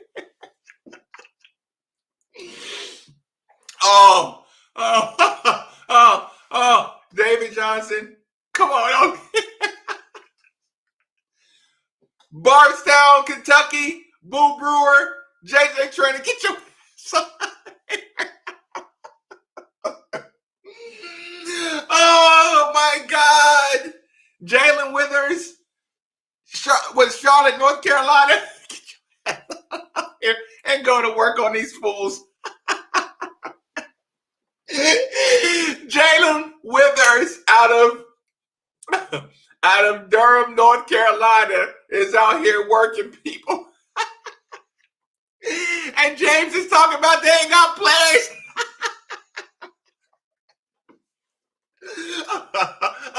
Oh God.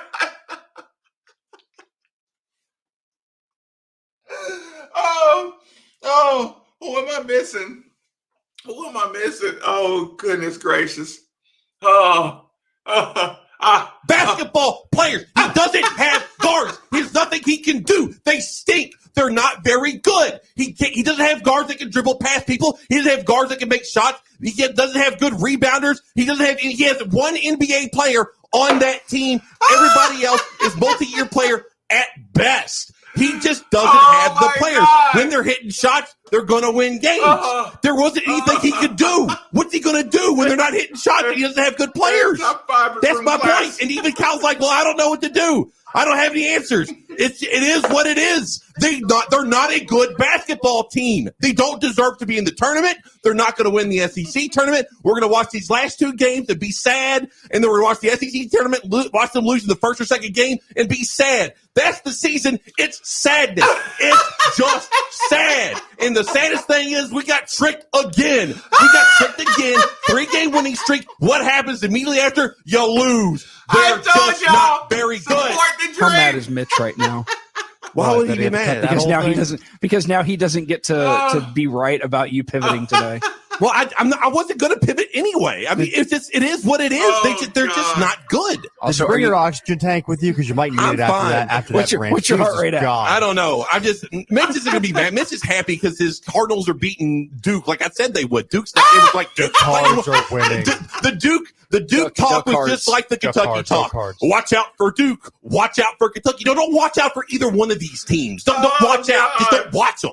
Unless you have to. Also, are you really going to be sad if they lose in the first round of the SEC tournament?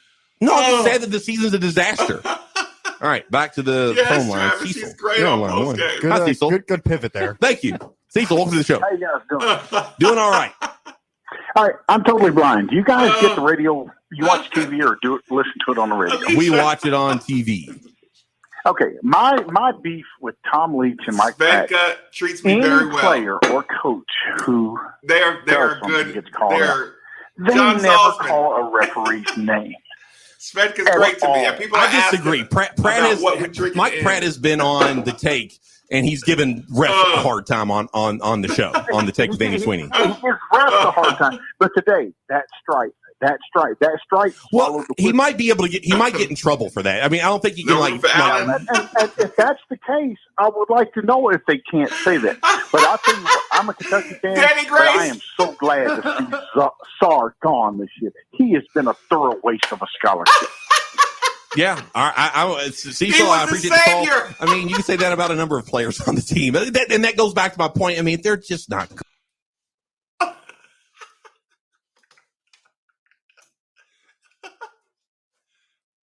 Olivier Sarr.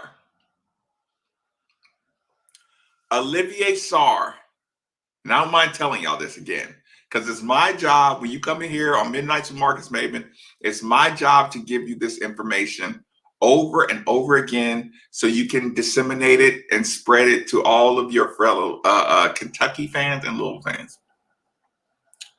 No player in the history of the NCAA has ever been granted a waiver for 2 reasons. Because my coach gets fired, or my NBA prospects. Olivier Sarr publicly said, I'm leaving because my coach got fired. The number one rule is you can't move because of a coach. That is the number 1, 2, and 3 way to get any appeal denied, because you're supposed to be going for the university and the education, not the coach or the athletic program. So if you put in your appeal or you say it out loud, I'm leaving because my coach was fired, you automatically have to sit out. And that's been since the dawn of time. You can have racist stuff happen. You can have family sickness, anything. There's 1,000 reasons to get a waiver. The one waiver you can't get is my coach got fired. Now, if your coach beats you up, you can get a waiver. They literally rewrote the NCAA manual to make Olivier Sarr eligible to play for Kentucky this year, because Kentucky didn't have a true big man and they knew they were in trouble. And the book got rewrote to allow Olivier Sarr to be eligible. This really happened right in front of everybody's eyes. And we talked about it, and Kentucky laughed. And when he got eligible, they laughed some more. We got our guy, championship. And it hurt my feelings because it wasn't fair. But listen, we all knew it was going to happen. We knew how bad Kentucky needed a center. And we just said, there's going to be some way they make this happen. So when it happened, there was no surprise. But I was hoping I was going to be wrong, because I believed in the NCAA growing up. I believed in the organization. I didn't take money to come to the University of Louisville, nothing like that. You know what I'm saying? I believe in the structure of the NCAA. And then you see things like that happen for Kentucky and nobody else in history. It's sad. It's truly sad. And to hear them, look, I keep trying to grab my hat because y'all, because normally I got my game celebration hat on. I forgot. Good. That's all. I'm getting tweets and texts from people telling me to watch my blood pressure. Yeah, we need to get to the text line. Let's do some text. 437-9680 UPS Jobs text line before you go back to the phone line. Hilarious, man. Texter says, "Don't poke the bear." NIT Daddy and Ent Shapiro. I hope they don't spell Ents again. Strebel's right about this. There is literally nothing he can do but go back in time and find different players. Cal coaching isn't the problem. His roster construction is. It's Cal's just because roster. you scream and talk louder doesn't make you right. Oh, I Strebel. disagree completely. Absolutely. It doesn't matter. That is completely the case. It makes it entertaining. It doesn't matter if it's right or wrong. That's the whole point of sports radio. It's I appreciate that, fellas. Yeah. Ron just gave Mitch half the mixtape. I'll replay him. He did. Florida's number 27 in net, and all the metrics had them winning. I don't. They stuck Jack. Today's press conference. I think that's with Steve, so Jack could bring up all the negative stuff. Question in on the post. Yeah, there's a guy that sounded like him. They were supposed to just leave process in there. Where'd that come from? Yeah, I figured that was for you my or for show you or and something. this show. Today's press conference was brought to you by they're not robots, they're not machines. He said it 3 times. With I Jack, counted they was 3 like, times. He said they're not robots, not computers, not machines. Jack. Yeah, it's like, Cal, we understand they're not. And he's telling us they're not good without coming out and saying they're not good. How many That's times exactly did what he he say did. dagger? That's the other question. That's his new saying, by the way. I know. He's Spec loving and the crayon. word dagger He loves or dagger, whatever. sure. He's I not actually using have, it right, though. No. Folks, Throwing daggers. He sounds so like old and in the way. A dagger is the thing you do when you shoot and you end the game to kill the other team. Exactly. Boom. Not just hitting a shot. Domo arigato masuta roboto. I guess that was in regards to Cal. Oh, it is. Yeah, I'm on the robot. That's pretty good. I have no idea what Boston that's Barnes, something about that's the a cinema station. shooter. Even the blind guy can't wait to see him gone. Mitch's son daddy. I don't know. Take it and like it, round daddy. Yeah, I'll. No, never mind. I'm not going to finish that because it's going to be mixtape. All right, we're going back to the phone lines again. 267-9680. The phone lines are full. Yeah, y'all by Text line is yourself, still right, going Chris? 437-9680. About that. Let's go back to the phone lines and we'll get on here. Oh, I got to ask you a Jared, that question sucks, process. but Have you heard the commitment. Bolshevik blank yet? By the way, what is that? I did not get any credit. That was mine. You didn't.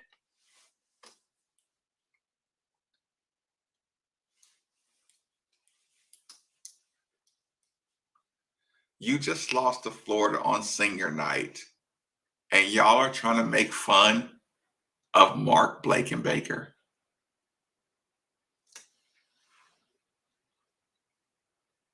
You just lost to Florida on senior night. You're supposed to be making a late season run, and you hear that out of nowhere. You know what? Somebody probably texted that in for him to say that. That didn't come from them. They were talking about basketball. Hey, let's make fun of Mark Blakenbaker all of a sudden.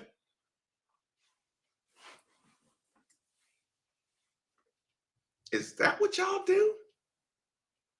When the pressure gets thick, do y'all go find some sound to make fun of Mark Blakenbaker? That's what y'all do in the postgame?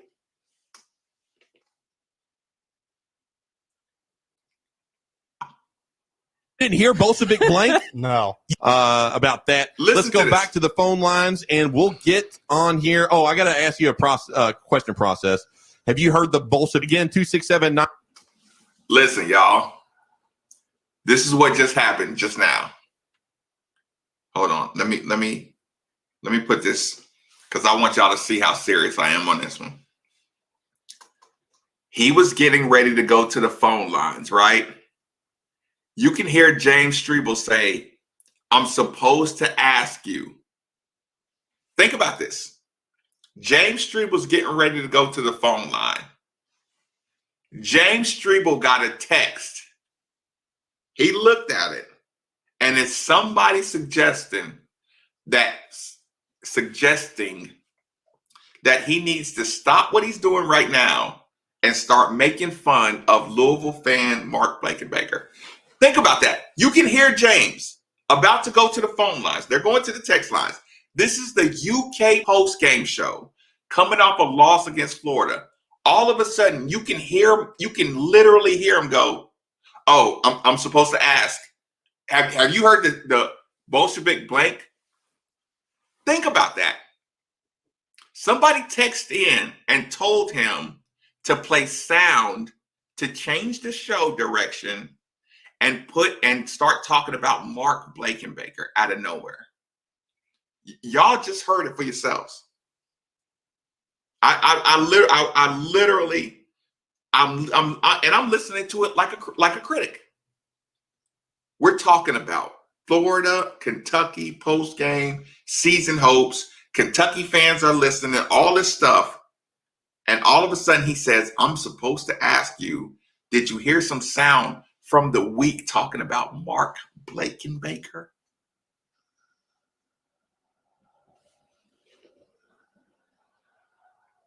9680. The phone lines are full. Text line is still going. 437-9680. About phone lines are full. Text lines are full. And I'm supposed to ask you. Did you hear the sound about Bolshevik Blakenbaker or Bolshevik blank? About that. Let's go back. No, never mind. I'm not gonna finish that because it's gonna be mixtape. All right, we're going back to the phone lines again. 267-9680. The phone lines are full. Text line is still going. 437-9680. About that. Let's go back to the phone lines and we'll get on here. Oh, I got to ask you a question process.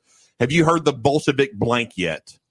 By the way, what is that? I did not get any credit. That was mine. You didn't hear Bolshevik blank? No. You may have to find that in a little while. We have to play it. Yeah. You'll love it. Okay. I love that you and Sweeney ran with that one, and I got no credit for it. That's what radio's about, baby. I'm going to copyright it and make merchandise. All right, let's go back to the phone lines. Let's get Brad on the show. Brad, welcome to the UK Postgame Show. What's up? Scott. What y'all think about that? What y'all think? Look, I don't know. Oh, cheers. Colo, cheers. Frontman James, cheers. KRD card. Like, yeah, like where does that come from? Where does that come from? On a Saturday evening. Where does that come from? What's inside of you that Saturday night on a UK loss, I'm a start bringing up Mark Blakenbaker out of nowhere.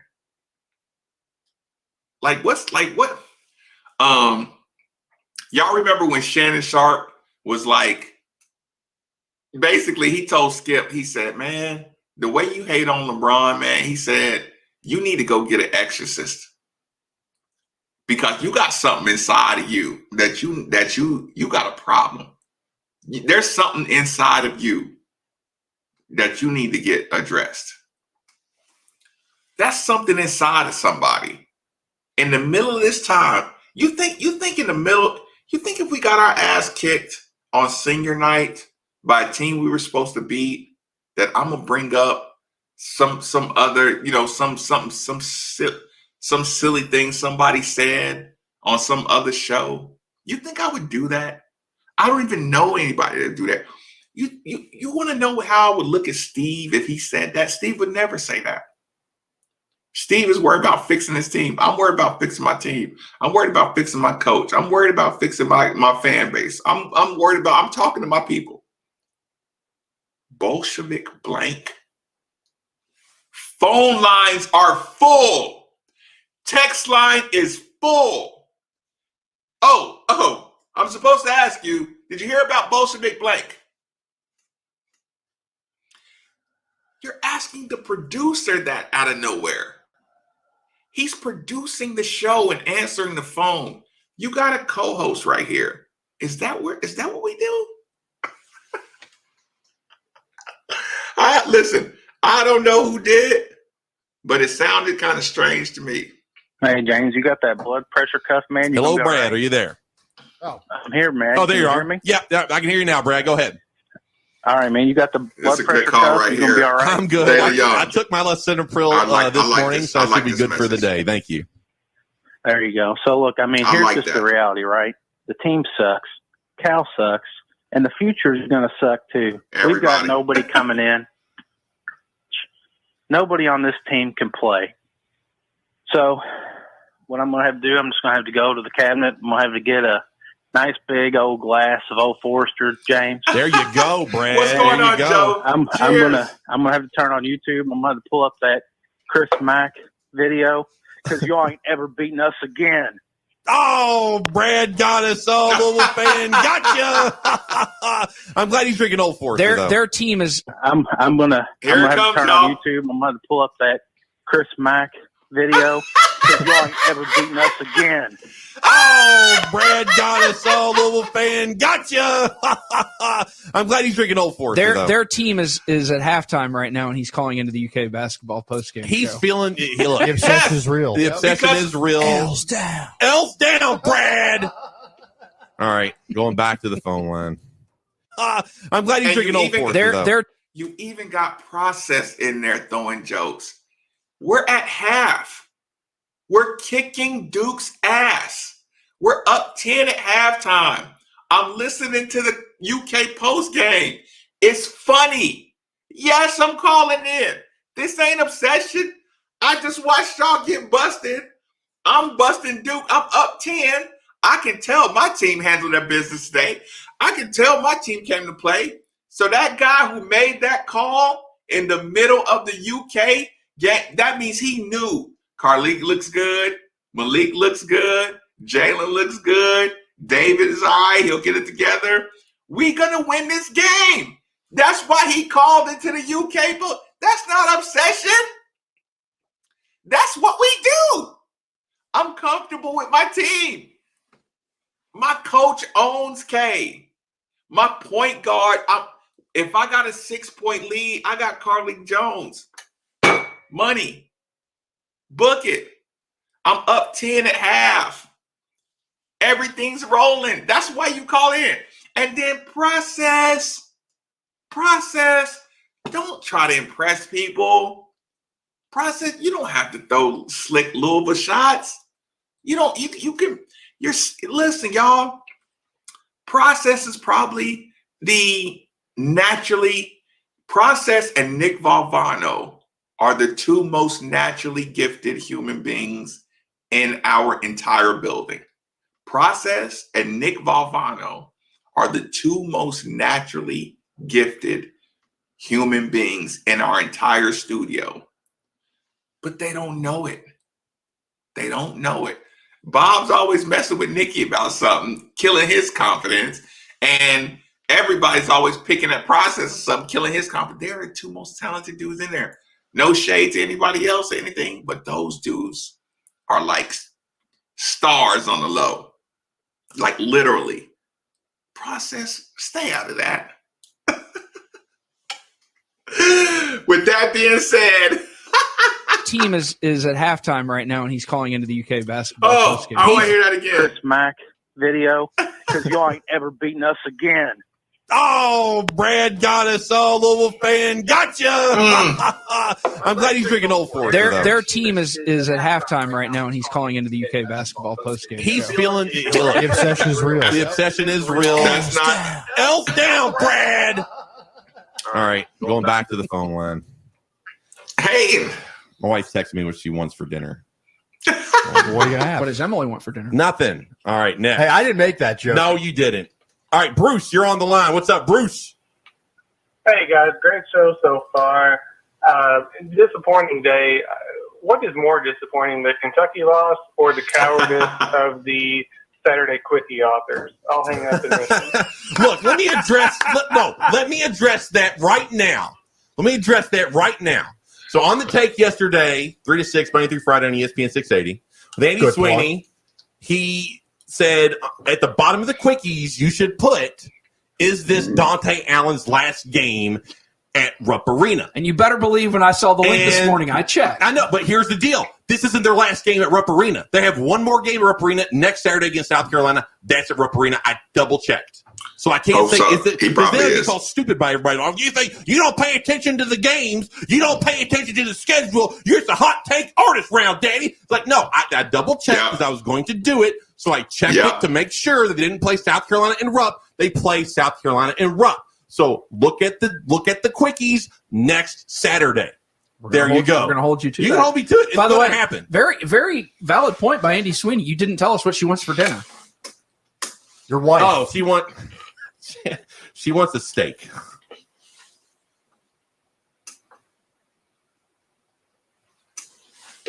She wants me to do carry the quickies next Saturday.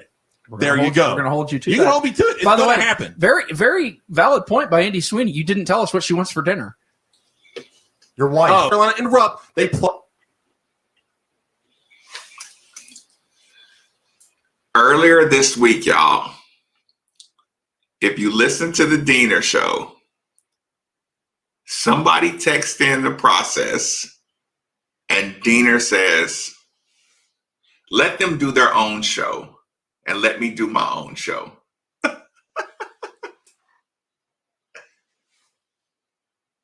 Where does that come from? Out of left field. What does your wife want for dinner? You got to say it out on air during the UK post-game show? I feel like y'all don't make me feel like I'm the crazy person. But don't this sound like kind of like intentional deflection stuff?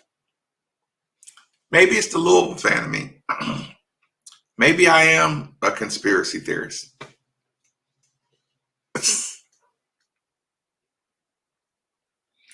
Or maybe not. Play South Carolina and Rupp. So look at the quickies next Saturday.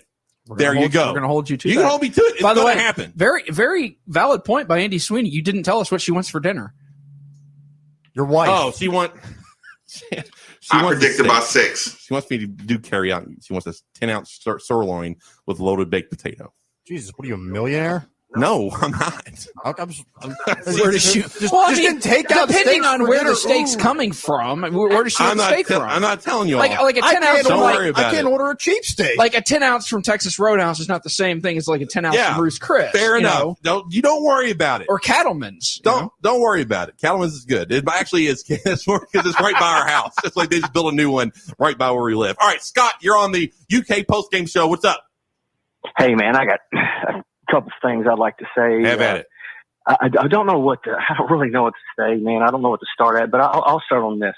It doesn't matter if John Wall is his point guard and DeMarcus Cousins is his center.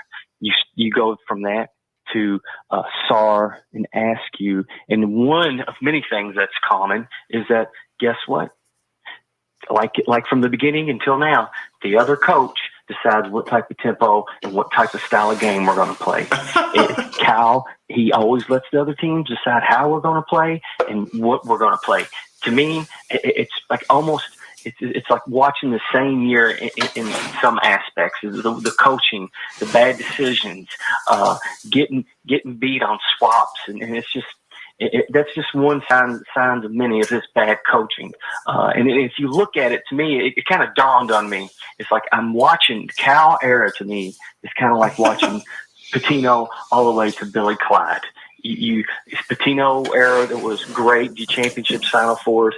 Then he went to Tubby, and then he started getting some double-digit losses. Then you get to Billy Clyde, which was horrible. And that's kind of what we've been having with Cal. The thing is he's not getting over talent, which we know. And here's another thing. We know it's going to be at least 7 years to the next Final Four because we're not going this year. And next year, the talent doesn't look that great. So not only does he have the worst Kentucky team in 100 years, he's going to break the record of the longest Final Four drought, which is 9 years. And I'll take anybody's bet on that. They won't be in the Final Four the next 3 or 4 years because the guy can't coach. His teams pucker up. People always there's this illusion that his teams. Oh man, by the end of the year, what happened? No, there's this illusion. What's that? No, the process just dumped part of your call because you said pucker up, and he thought you said a bad word. Crumb. No. He can hurt you with the Jedi mind. You're good. So he's still. But listen, it's old. It's tiresome.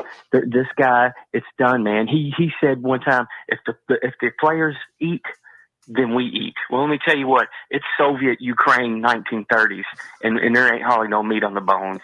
And this program's is in deep trouble. Hopefully this guy goes to the NBA at the end of the year, and we get somebody else in there. Because I'm telling you, they ain't never going to win anything with Mr. Grinder in there. So all right. Thank you. I appreciate the phone call, Scott. We got to move on. Appreciate the phone call. As I was, sorry, I cut off the phone. It's quite all right. We almost got through a call without saying the word grinder. I had literally texted He just texted me. Is he not going to say grinder? Yeah. I blinked so hard, my contact we're all talking about the same thing. This is the theme of the show. It's time in my for me to put a opinion, new one in. is that Cal just doesn't have the players. And as Scott was making his kind of point, I look up on the TV and I look at Oklahoma State versus Oklahoma and Cade Cunningham, who dropped 40 points and had 11 rebounds today. And I'm like, what could have been? Andy Sweeney pointed this out to me earlier. He's like, it just makes me sad watching Cade Cunningham and Cal just missed him. Just absolutely missed him. Because that dude's good. That dude's a difference maker. He took a whatever Oklahoma State team and has them playing damn good basketball. That's a good basketball team that should be in the tournament as long as the NCAA doesn't rule against them. That's the type of players Cal usually gets. And that's what he bemoaned in his post-game press conference today about Devin Askew. I don't have guys that can dribble. I don't have guys that can create and break down the zone and do all these other things. He just doesn't have them. And I don't know if he's going to have them next year. I don't know how good Nolan Hickman is. Yes, he's a McDonald's All-American. He's a 4-star. I think he's pretty good, but is he the type of athlete that Cal usually has? And then just one more point, Jason. Not. What does that say? Is that an indictment on Calipari's style? Is like he just has to have like the most athletic guys to win? I mean, I don't know. I don't think so, but I think that's a question that Scott and a few other callers have alluded to. Like, unless he gets these super athletic guys, he's not much of a coach.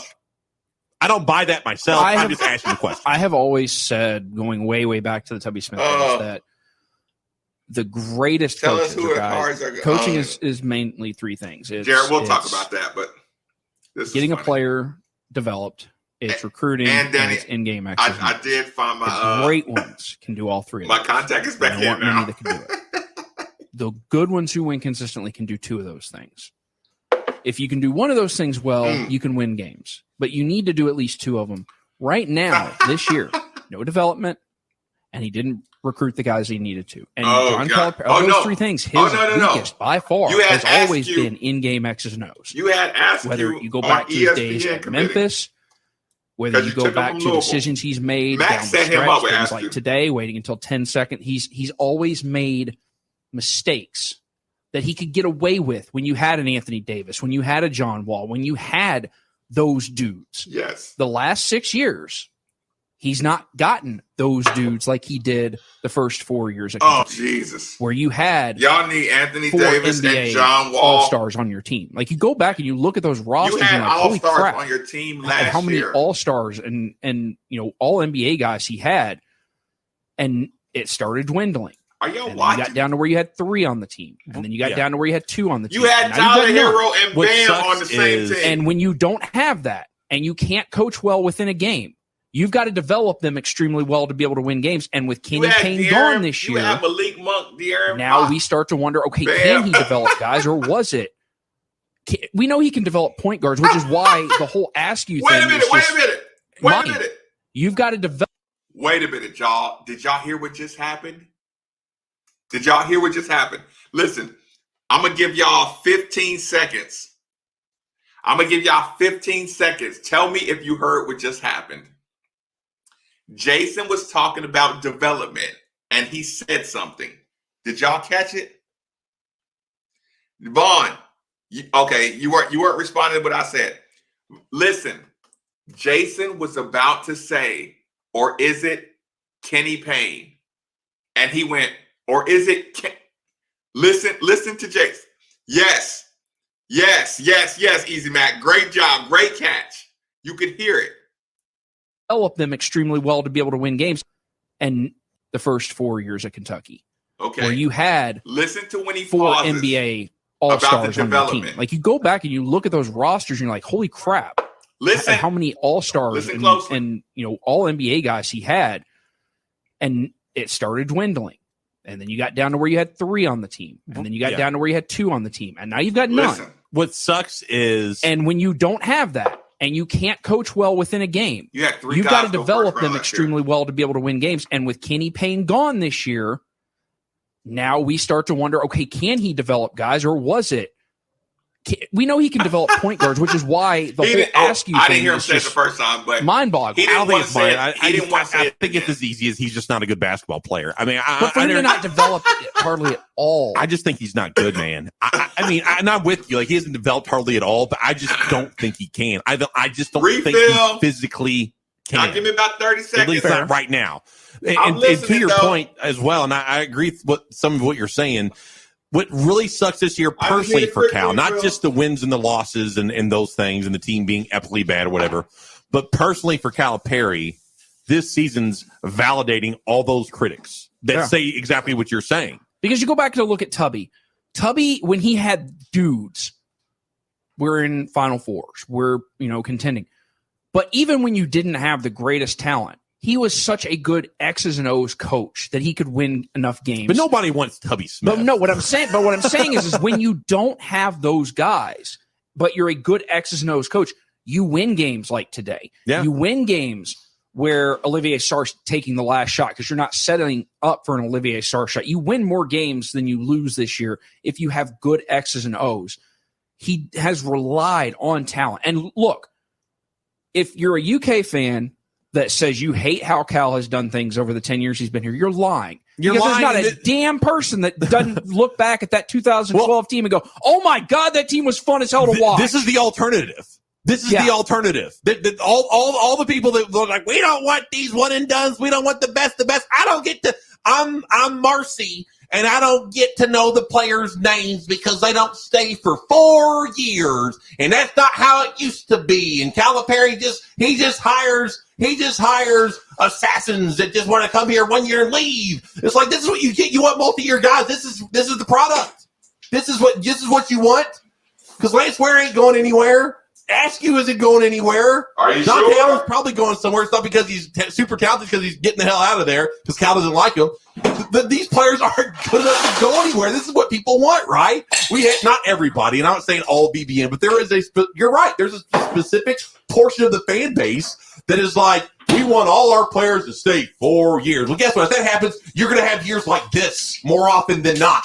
You're going to have more years where you're like, well, this isn't any fun. Because we got babies and we winning. Sucks. That guy can't play basketball. Oh, my gosh, that's the play they called? Those are the types of years you're going to have. Yeah, we're winning with our babies. One and done guys. So, two things happen here. I don't know what y'all doing. Calipari's validating people. I'm sorry, I can't. When he doesn't want to. Number two is proving the point that you need the best of the best. But the sounds best like of the we're winning best with our babies. Aren't going to Kentucky right now. They're also not going to Duke. My babies came from Louisville and They're going to Bardstown. weird places like Oklahoma State and the G League. That's the reality of the situation. Cal's got to figure something out. He's got to figure out how to turn this around. It might be as easy enough as either Damian Collins or Nolan Hickman or anyone else he gets to come on the team next year is that good, and it kind of turns things around. You get good players, things turn around. This year, he doesn't have good players. Two things. What was the name of that character? Marcy. So Marcy, whose neck apparently disappears when you go into that character. So Danny just refilled. What county are they from? I don't know. You got to pick a county. Come on, it's got to be Marcy from. I mean, we got Mitch from Callaway County. Marcy. So Marcy from where? From Marshall County? There we go. Marcy from Marshall County. Your neck vanished. Oh, I don't know why I did that. Process wants to talk. I can tell. I have no No, words. and you're going straight to the G Where you League come now. up with Marcy. I don't know. Just Where a did that- random As great as white the voice, lady name. as great as the voice came was, in my seeing head. your chin drop down like 8 inches and your head completely retract into your body. 8 inches. Yeah, that's Scary. a good point. All right, let's go ahead. Is there any more text coming to UPS jobs Be text nice. line? Let's do that, and then process. Do we need They to do are my a coworkers. station ID? Yeah, sure. Let's do a station ID. We'll read text. We'll do some Bolshevik blank when we come back. This is the best take James has ever had. U of L in here, and he's Hold on a totally second. correct. Time out. Let's do station ID. Then we'll come back to you. Okay. All right, let's do it. You're listening to Kentucky Anna's Nothing ESPN toast. 680, WHBE New Bergen, 105.7 WHBE FM Eminence Frankfurt. Even though All right, welcome back to We beat ESPN them when we were 680, 12 and 105.7. I'm James Freeble. I'm joined by Jason Nance. The process. This is a UK post-game No, show Chuck, here, they're not lost. 267-9680. If you want to call in, They're 437-9680. losing themselves UPS Jobs text intentionally. line. Jason Nance was getting ready to read the UPS Jobs text line to all of us. Texter says this is the best take James has ever had. U of L fan here, and he is totally correct. You get the highest of highs with Cal or mediocre. Same texter also said process is a cheap state. Yeah, that can't be true because A, I already have $4 and B, my identity got stolen. So now I have even less money Oh, now no. than I did the other day. Your identity got stolen? Who would steal your identity? Exactly. It's the worst identity to steal. It was probably Jared Stillman. That's funny. That's funny. That's great. He can't. Hey, Let's not be do mean to this. him. Stop it. Go. Hold on, I missed something. James is going to die. Any other text before we get to Bolshevik blank? Round Daddy is right. The top kids do not care about winning an NCAA championship anymore, so they go to odd places. Texter says, timeout, Daddy. That sounds oddly sexual. I don't know why. Kind of I does. really wish I hadn't read that one. That's what I was I was like, what is it? Whoa. Texter says, can you all discuss who would be a realistic alternative to replace Calipari? I mean, I know who I want. I want Chris Beard. Well, They're If the already day talking comes- about replacing Calipari. No matter what, Mitch Barnhart has a short list. Okay, Mitch Barnhart is not he's not a bad athletic director. He has a short list of guys that if Cal were to come to him and say tomorrow, you know what, I'm done, I retire, he's got a list of guys. So I have a list of guys that I'd like to see continue this David program because Owens, I don't sorry, I want missed another you. Billy Clyde. And Chris Beard is at the top of that list. I'm with you, but here, but it's like Cal's not going anywhere. He's not going anywhere. I'm telling you, He's I not think going anywhere. I think next year's his last year, and I don't think it's because he's going to get fired. I think this year's worn on him. I think he there's no way he's going to go out on a year like this. I think he wants to come back, restore that brand that he had, try to get to a Final Four. Yes, G. And I could see him saying, I've been here for 12 years. He's on his 12th year now. You know, I want to come back. I want to get this done. We told y'all this is crashing. Because he himself said that 10 years is kind of the limit for a job like this. He said this early on when he got here. We're in year 12. Next year's the 10-year anniversary of the title. Yeah, well, it is. It is. And I didn't realize that it hadn't really fully hit me until a couple days ago. And I'm like, holy crap, it's been 9 years. Yeah, it's 10 years coming on a decade. I don't think. And it's now been 6 years since we went to a Final Four. This and I don't know. Coach. I'd push back on that, and this is my reasoning why. If he doesn't go to a Final Four or win it all next year, I don't think so. But if he doesn't do that, coaching Kentucky, Cal he's very competitive. If he doesn't do that, what are the fans going to feel? Because at that point, you're looking at 7 years without a Final Four. Look, I'm just telling you, I don't think he's going anywhere, and there's nothing you can do about it. And again, I don't think I'm not saying he's getting fired. I'm Yeah. not saying he should go anywhere. I'm just looking at him and thinking, okay, at what point does he get tired of it? Does he say, "Oh God, I don't want to do this anymore," or does he say, "Hey, I want to retire," or "I want to go to the NBA," or whatever the case may be? Because it's wearing. What's going on? I think I do think he's a ways away from that still. I do think this season has had a toll on him, but I don't think next year's the breaking point. Now, if you told me the year after that, or maybe like 3 years from now, possibly, I just think next year he's going to have a chip on his shoulder, and he's going to want to go out there and prove that this year was. And of course, we're all assuming that next year will be back to normal. It may not, and then we're having a whole other discussion. Yeah, no, I think if next year is more like this year, did you go to sleep early? Then the decision comes out of his hands. Changes at that point. Absolutely. All right, process. I you have brought out the Bolshevik blank jersey and ready. everything. All right, let's Are they break going the show to up a little bit. Bolshevik It's been a very blank? sad, angry show. Let's break it up with a little bit of trademarking this Bolshevik blank for the process. You just lost to Florida. You're hunting for a top 4 seed to avoid having to play 4 games. And you're making fun of Mark Blakenbaker. Louisville fan Mark Blakenbaker. And you obviously got a text from outside from somebody who thought it's a good idea for us not to talk about. We got full calls, full text.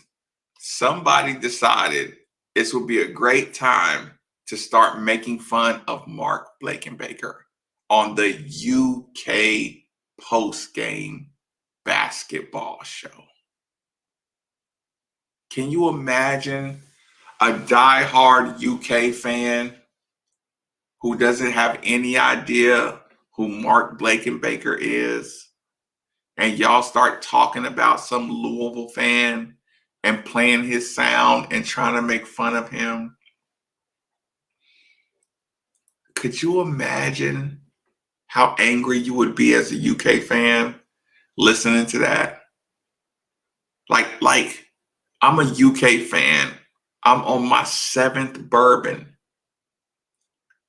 Everybody's gone to bed. I'm trying to avoid going for a drunk drive because I'm so angry.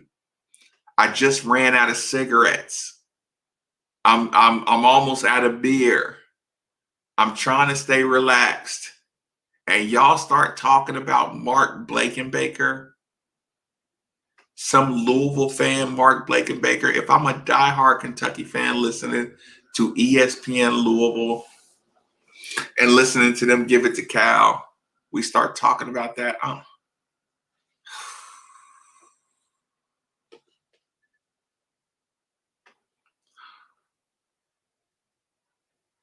Yeah, he getting way too much money. I agree with that.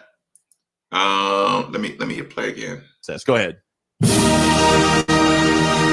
Bolshevik Blakenbaker. Listen to this. It's just very awkward about all these Zoom calls. And then you got Jody bailing him out every time somebody asks one of these questions. Jody did the old Howie thing, where if it's getting to be an uncomfortable situation, Howie used to be like, it's a legit throwback. Or in basketball's case, isn't so and so playing well? Yeah, I mean, it was like a bailout.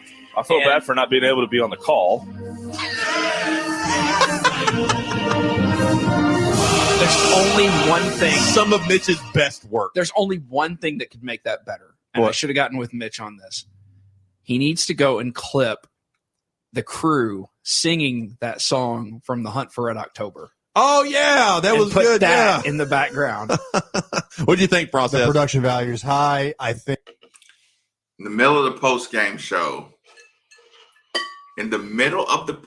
show, you're playing sound with mixed in Russian music because Blake and Baker made a joke about not being on the call to ask Chris Mack how many people were at your Christmas party. In the middle of the UK post-game show, who just lost to Florida and has a historic all-time low. That's what I just heard. So somebody thought that this was what the show needed to spice it up. A clip of Drew Diener saying somebody should have asked Max some tougher questions. And Mark, Blake, and Baker saying, oh, I hate that I missed that call. I mean, that's so drop dead hilarious that we need to put that in the middle of the University of Kentucky post-game show for ESPN Louisville. But I'm crazy. You talk about rent-free, like you put Mark, Blake, and Baker after a loss on senior night at Kentucky. You lost to Florida on senior night at Kentucky. And the post-game show is talking about Bolshevik blank, Mark, Blake, and Baker. This is definitely no shade at Mark. But nobody at Kentucky is interested in hearing on a Saturday night when Kentucky loses to Florida on senior night and gets any chance of them getting that bye eliminated. They don't want to hear about Mark, Blake, and Baker not asking Coach Mack tough questions. Who doesn't know that? I can't believe they did that. I think we're going to get even more of that soon enough. Oh, yeah, absolutely. I love it because it's so true. It was good. It's really good. I am trademarking Bolshevik blank. I am getting merchandise made. I am so We're going to pissed have I didn't T-shirts think of it. and hoodies. Hey, man, weird things happen. James, I don't know where the old school wristband is. Yeah. All right, let's go ahead and start wrapping things up a couple here. more. Let's do that and start superlatives. Maybe they are cursed because Round Daddy won't. No. What? How did that make it onto this? On that? What the hell? No, everyone knows what they're going to say. Did you hear the word sniff? You know it's next. And I don't know how that infiltrated the post-game show. Well, I think sniff the roses, but I mean, no. Do what you're gonna think what you're gonna think. Okay, go ahead. I think y'all missed the pun. Cheap steak. I don't care. I hate puns. You don't understand. My hatred of puns knows no bounds. I know you hated puns. That and 69 jokes. My God, the lowest form of comedy ever. That's your line in the saying. Oh yeah, 69 jokes and puns. All right, Colo, thanks for hanging out. My sense of humor is very, very dark. Right. It's not 69. It's jokes. not 69 jokes. Okay. We learned something new about the process today. I love it. There you go. That's why I love doing the UK post game show. Just watch it happen. I've been saying this on the Take Struble about Cal being gone in the next year or two because he either retires or goes to the Knicks for front office or coaching. I don't think it's a good point. Brad Stevens may be getting tired of the NBA. No, we're not doing Brad Stevens. Now we're doing Brad Stevens. He's going to IU. Is this the IU post-game show? Is this Screen? Oh, God, don't say that because Screen Jack Barton through the door. Yeah, I really do appreciate that. You rang? Yeah.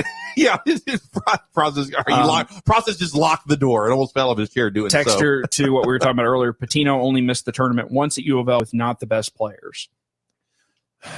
No, he missed. He went to the NIT multiple times. I thought he went to the NIT twice. Something like that. I don't know. I'm not going to go back. Just the one. Maybe it was. I don't know. All right, Let's go to the Superlatives. sure On the didn't move, lose Real to Estate Player Robert of the Morris. Game. Call Mike Brown at 502-509 sold, connecting sellers beat and by buyers awesome together South Carolina. every day. I mean, it's an easy choice in my opinion. It's Davion Mintz. He carried the team for the entire game. He played 39 minutes, scored 21 points, shot 7 of 14 from the field, only 2 of 9 from 3. He had been shooting the ball with such confidence. You want to see that number go up, but the problem is nobody else on the team can hit shots. So he's got to take 9 threes. So no one else can do it or will do it. They don't even want to shoot the 3. Like BJ Boston shot it in the first half, second half, didn't shoot it anymore. So he gets my on the move Realtors Player of the Game. Also 5 for 5 from the free throw line, 3 rebounds and 1 assist, only 2 turnovers. Go ahead, Jason. I'm going with Isaiah Jackson because when he was on the floor, Kentucky was a completely different team. 16 minutes because of foul trouble, 11 points, 5 offensive rebounds, 5 rebounds, 3 on the offensive end, 3 blocks and a steal, and was plus. He was the only Kentucky Wildcat who was higher than plus 4. And in 16 minutes, he had multiple blocks. He had multiple contested shots. He was grabbing rebounds. He was playing that guy in the middle of the zone when they did go zone.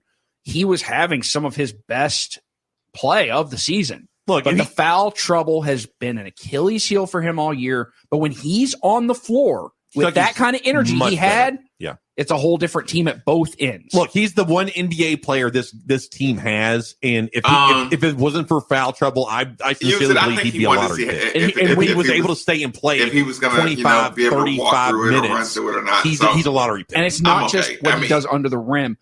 When they tried to run pick and roll in the first 15 minutes of the game, they couldn't do anything because he hedged it so well. They had to reset. The moment Sarr's trying to defend that, it was dunk city. Athletically, he can make up ground. He can cover ground that Sarr or Lance Ware or any other big, or even Keon Brooks can't make up. He can do it. And no, you're exactly right. And he gets my BJ Heating and Cooling Defensive Player of the Game. Paul, the experts you can trust at BJ Heating and Cooling. I mean, like you said, Jason, 3 blocks in 16 minutes. He had a steal, and Florida made their runs every single time when Isaiah Jackson was off the floor, when he was on the bench. Andy Sweeney texted this to me too. He believes that Cal let him sit too long in the second half, and then he should have put him back in the game earlier. Zone. And when he went back in the game, it was too late. It was too little, too late. And that's been the story of the entire season. It's too little, too late. Kentucky collapses. Do you agree with me? Or do you have someone else?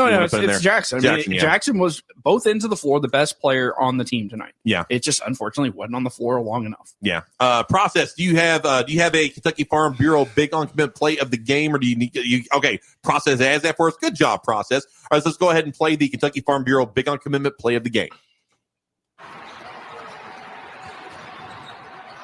Man, quick dribble. Which is talk. To another one away. Ask you the run out and the follow by Toppin. Yeah, Danny. I usually don't do Sunday nights, play but where Devin Askew got the turnover and missed the layup badly, and luckily Jacob Toppin was there to bail him out and dunk the basketball. Yeah, unfortunately, again, that was which is that last little moment that we were like, okay, we might pull this one out. Yeah, I was like, well, maybe. And then the rest of the game happened, and Trey Mann hit some shots, and Kentucky just didn't hit any shots at all. All right, let's go ahead and move to our next, which is the Caesars Southern Indiana SEC Conference standings. Come see, conquer at the book Caesars Southern Indiana. And as I said at the very start of the show, this was a game where Kentucky could have made when they wrap up, I am going to play strides. The Coach K. It was set up for them. This game mattered. It was the first game that's mattered for over a month. I understand because they went on that 7 out of 8 game losing streak that stretched, and they had it set up where I'm going to break down what Coach K has to say about Ole Miss what he thinks. Loses. Florida's ahead of you too. You beat them. Maybe they lose another game or two. You can leapfrog those teams. But possibly play 3 games instead of 4 games. Now this all but guarantees Kentucky's going to have to play on Thursday in the SEC tournament because Kentucky drops down. Now they're behind Mississippi State, Missouri, Ole Miss, Tennessee, LSU, subscribe Florida, button. Arkansas, and Please Alabama. hit the notification button. It's Please done. hit the like button if you That enjoyed conversation yourself. is done. And if you look back, the donation teams support that is go greatly on appreciated. It runs keeps me here like the one on Kentucky would need time to do every in night. a conference y'all tournament, just showing me. it's dominant Y'all guard appreciate play, it. and this team doesn't. They just don't have it. So all that good stuff. And it's usually Defiance dominant point Bulldogs. guard Double play. shout out. So Defiance Bulldogs. It's just if they win 2 games, I'll be impressed. At this point, I don't see them getting past quarterfinals. Yeah. No, and it sucks. It sucks. Okay. I don't want to be negative. I want this team to win the title every damn year. Every UK fan does. But I'm not going to miss watching this team. I'm not going to miss the frustration. I'm not going to miss feeling like, okay, we had a great first half, and then watching them just pee down their leg and on both legs, not just one, peeing down both legs. Yeah, double leg. Going full incontinence in the second half. Coach K press conference. This sucks. This whole season is just sucks. If it makes you feel any better at all, Calipari probably won't miss some of these guys either. So just UPS Jobs Top 25 scoreboard. Starting rate for packages, package handler positions is $15.40 per hour. Apply today. UPSJobs.com. Number of games already final today. Busy day in college basketball. There are some games in progress. A little bit later. Sounds like y'all gonna be Games hanging that out have with me. gone final listen, today. that's fine. I'm here. Let's see here. Is this the right? Listen, I might give y'all I'm right. some Okay. more truth. I need to refresh this, but we'll go ahead and start. And number 5, Illinois. They beat number 23, Wisconsin, 74-69. Poor Indiana. Chad Grossman's Hoosiers. They lose to number 3, Michigan, 73-57, and the game was not close hardly at all. Oklahoma State wins in overtime against number 7, Oklahoma. That's enough, y'all. I got my fair entertainment out of that.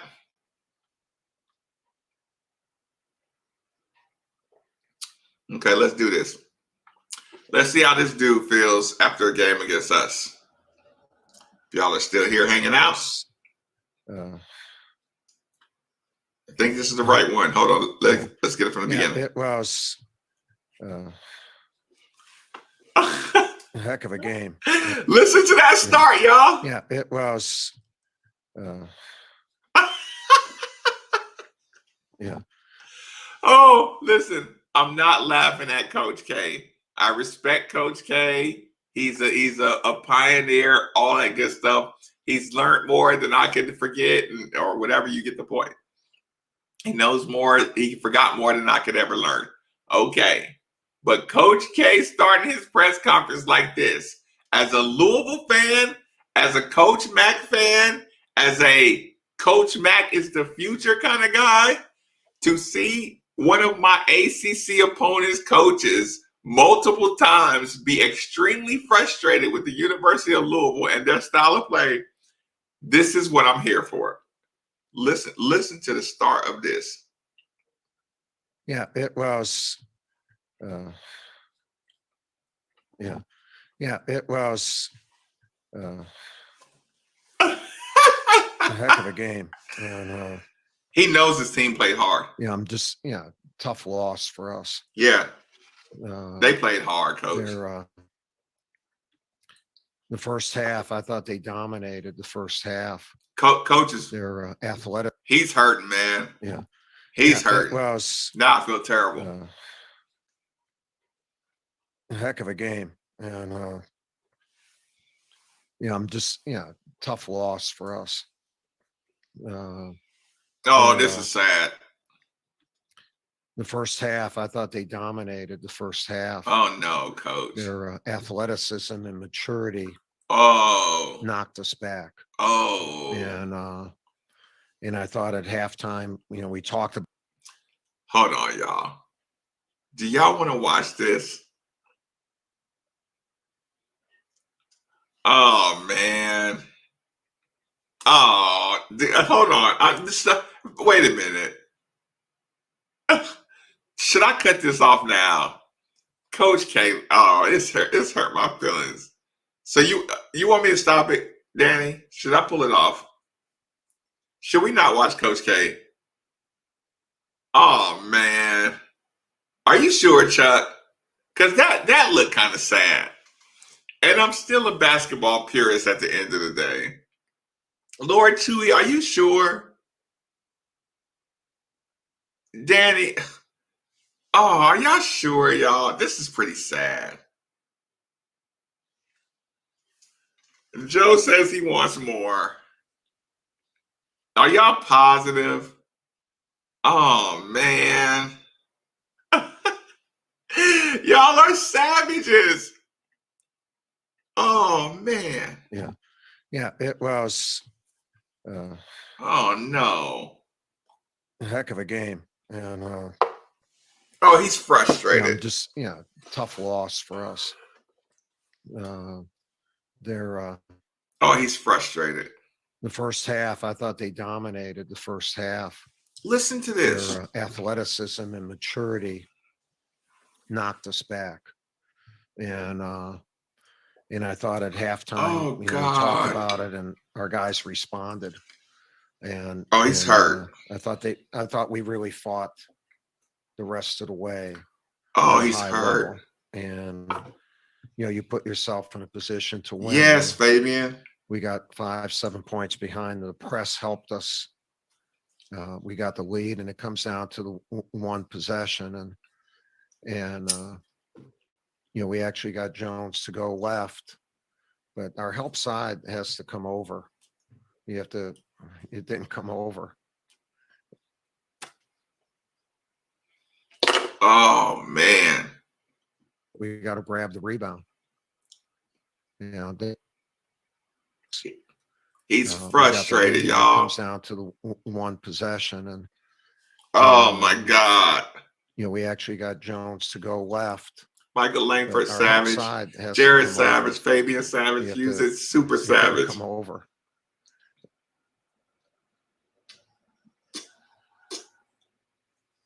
Y'all are we savage. Got to grab the rebound. He didn't come over. That would have given us at least the chance to, Jones, he done miss often, but he missed on, and would have given us like 9 seconds or 10 seconds or whatever it was, to push the ball down the court. So, our game boils down to stuff like that one possession. And, we were able to.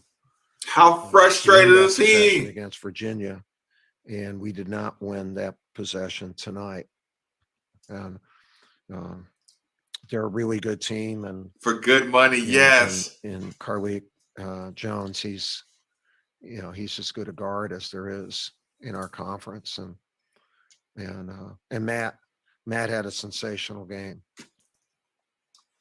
He wants Matt to get the player of the year. That's why he brought him up right there. A lot of them were. It's not threes. He was scoring, and he brought up Matt when he said Carlik because of the player of the year race. Their perimeter just knocked our young guards back. Because David Johnson's 6'5", 220. They did not have the games that they've had in the last couple weeks tonight, but they're also playing against high level guards. Hopefully we get better and learn from it. Any questions? Yes. Steve Wiseman first. Steve, go ahead. Yeah, Coach. Yes, John, of course. Ball really well lately, and they were able to take care of that tonight. Or you guys didn't shoot as well tonight. My question is, how much it was them, or did you guys get the open shots you wanted, or what happened there? No, I think it's mostly them. They play really good defense, and what is it? The pace of the game and how hard they were playing defensively, it really knocked our shooting off, and especially in the first half. We were not shooting strong. They're not going to let that happen. Shot off, but I credit their defense. They're a really good defensive team, and their defense was a lot better than our offense in the first half. In the second half, telling y'all, we adjusted. We out here hating on Mac and the pack line, and y'all don't like all that. We got I think some of it has to do with the offense being in front of us in the second half, where we can help them with that. And but primarily it was their defense. David Thompson. Hey, Coach. When I agree. That, he felt like you guys came out and played a little complacent in the first half. That partially because of a long layout layover between games. Do you kind of agree with that assessment? I don't know if complacent. We practiced pretty well, and we were. I don't think complacent is a good word, because our kids were ready to play, but they did not realize the level that they had to be ready to play at. And those are good compliments for Louisville, back. man. And we have the senior, and you won 4 in a row.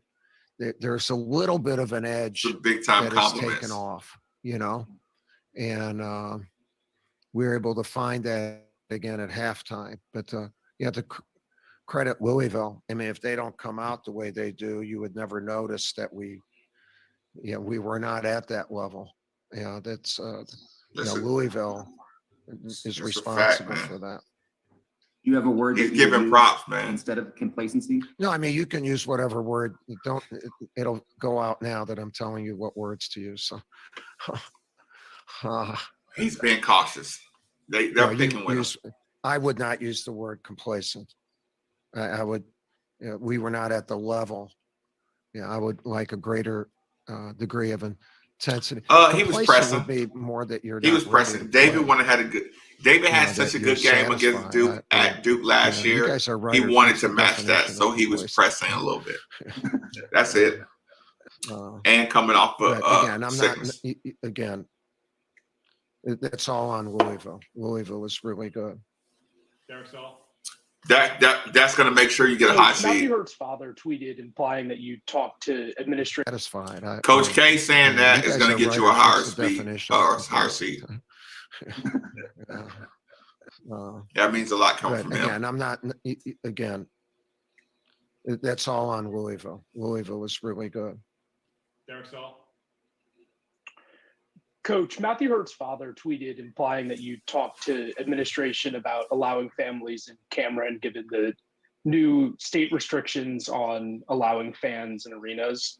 Can you talk a little bit about that conversation with administration, if it did happen, and also just generally good call. About having everybody wanted Coach K. Good call. No, we support what President Price and our administration does. That doesn't mean we didn't talk to Sam, another double and push that up to check to see if there was something that you want to get some fans in there too that we were going to do different. But look, Duke has put that out for everybody. For everybody. Definitely Victory Cigar. I'm going to do what our administration says, and they've done a great job of handling things so kids can get an education here, and we're a minimal amount of people have contracted the virus, compared to other places. So is that shade at Louisville? I applaud them for that, and obviously would like to have fans, would like to have parents, but I do not fault our administration. Yeah, Charles, that's what we love looking at him. He has the look for sure. It's like Alabama football or Georgia football players. Duke's defensive pressure in the second half was Louisville turnovers and enabled Duke to get back. Yeah, he won't leave for second round though. He knows he deserves better. Much better defensively, and then we win. When you see what Jordan did, that we've been Sam will come back. He won't leave. Put on. It's not worth it. And it cost it. And Sam is not like chance to win. Not trying to get his family out the hood, kind of thing. Our kids did a great job in it, and again, I think Sam believes in Coach Mack.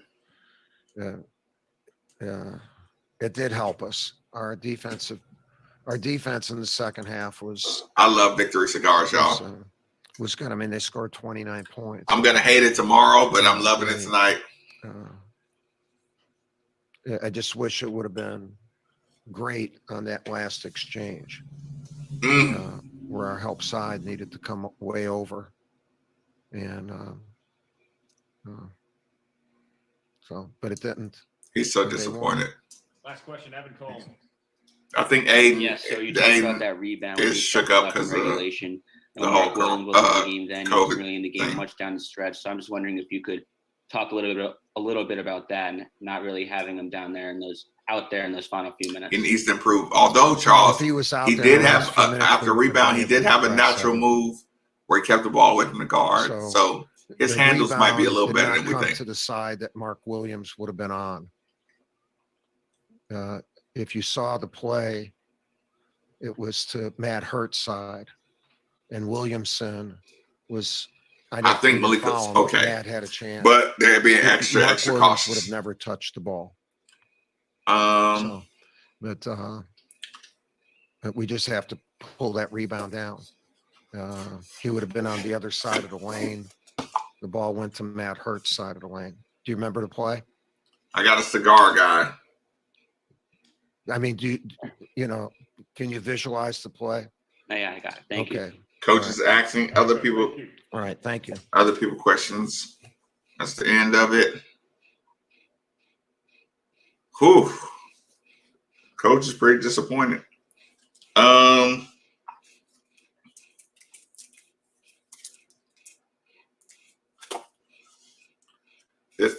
I was supposed to hand this out to everybody at the Galt House, but because we didn't play,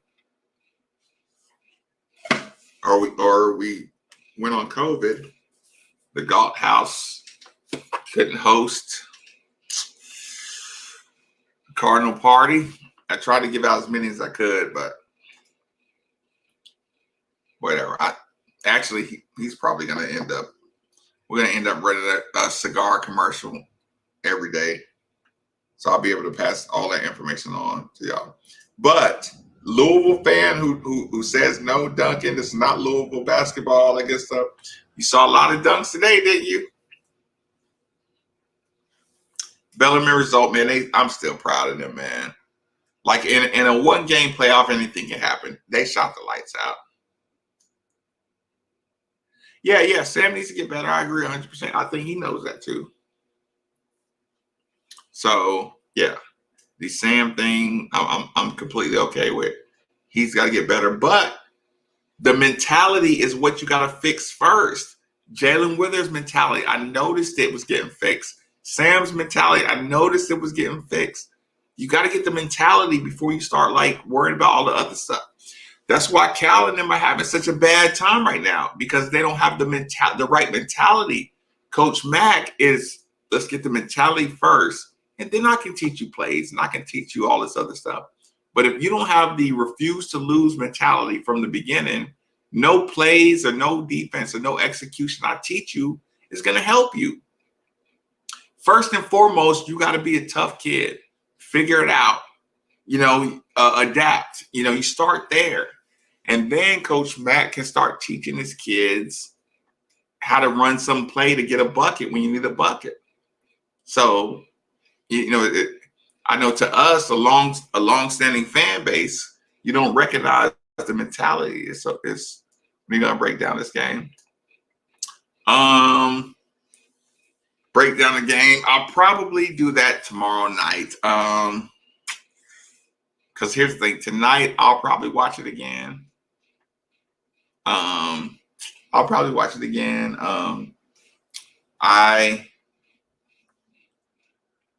Maybe if I'm lucky, I'll get a phone call as soon as the live ends. I mean, I still got a life.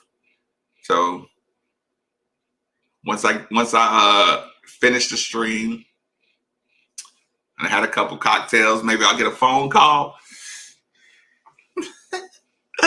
But tomorrow I'll probably do the breakdown. I'll at least do the first half breakdown tomorrow, sometime during the day.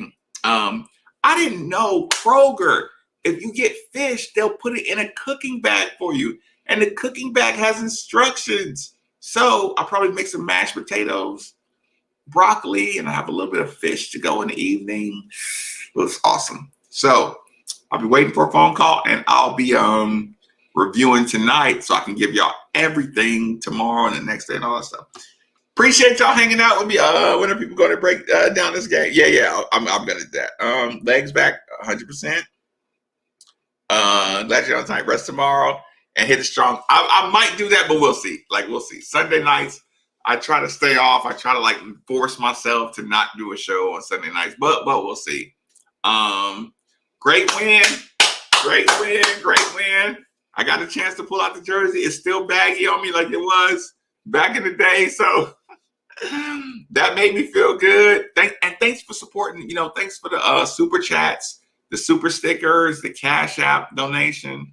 Again, anything that says I'm listening, I do appreciate it. Like whatever. I'm listening, Maven. Keep on doing the show. You know what I'm saying? I do appreciate it so much. It means that there's a product here. This is something people look forward to. So again, all the support, all the donations, like again, anything helps me lock in. I do appreciate it. I want y'all to know how much I appreciate it. Enjoy your evening. Enjoy the win. Enjoy tasting the tears and all that good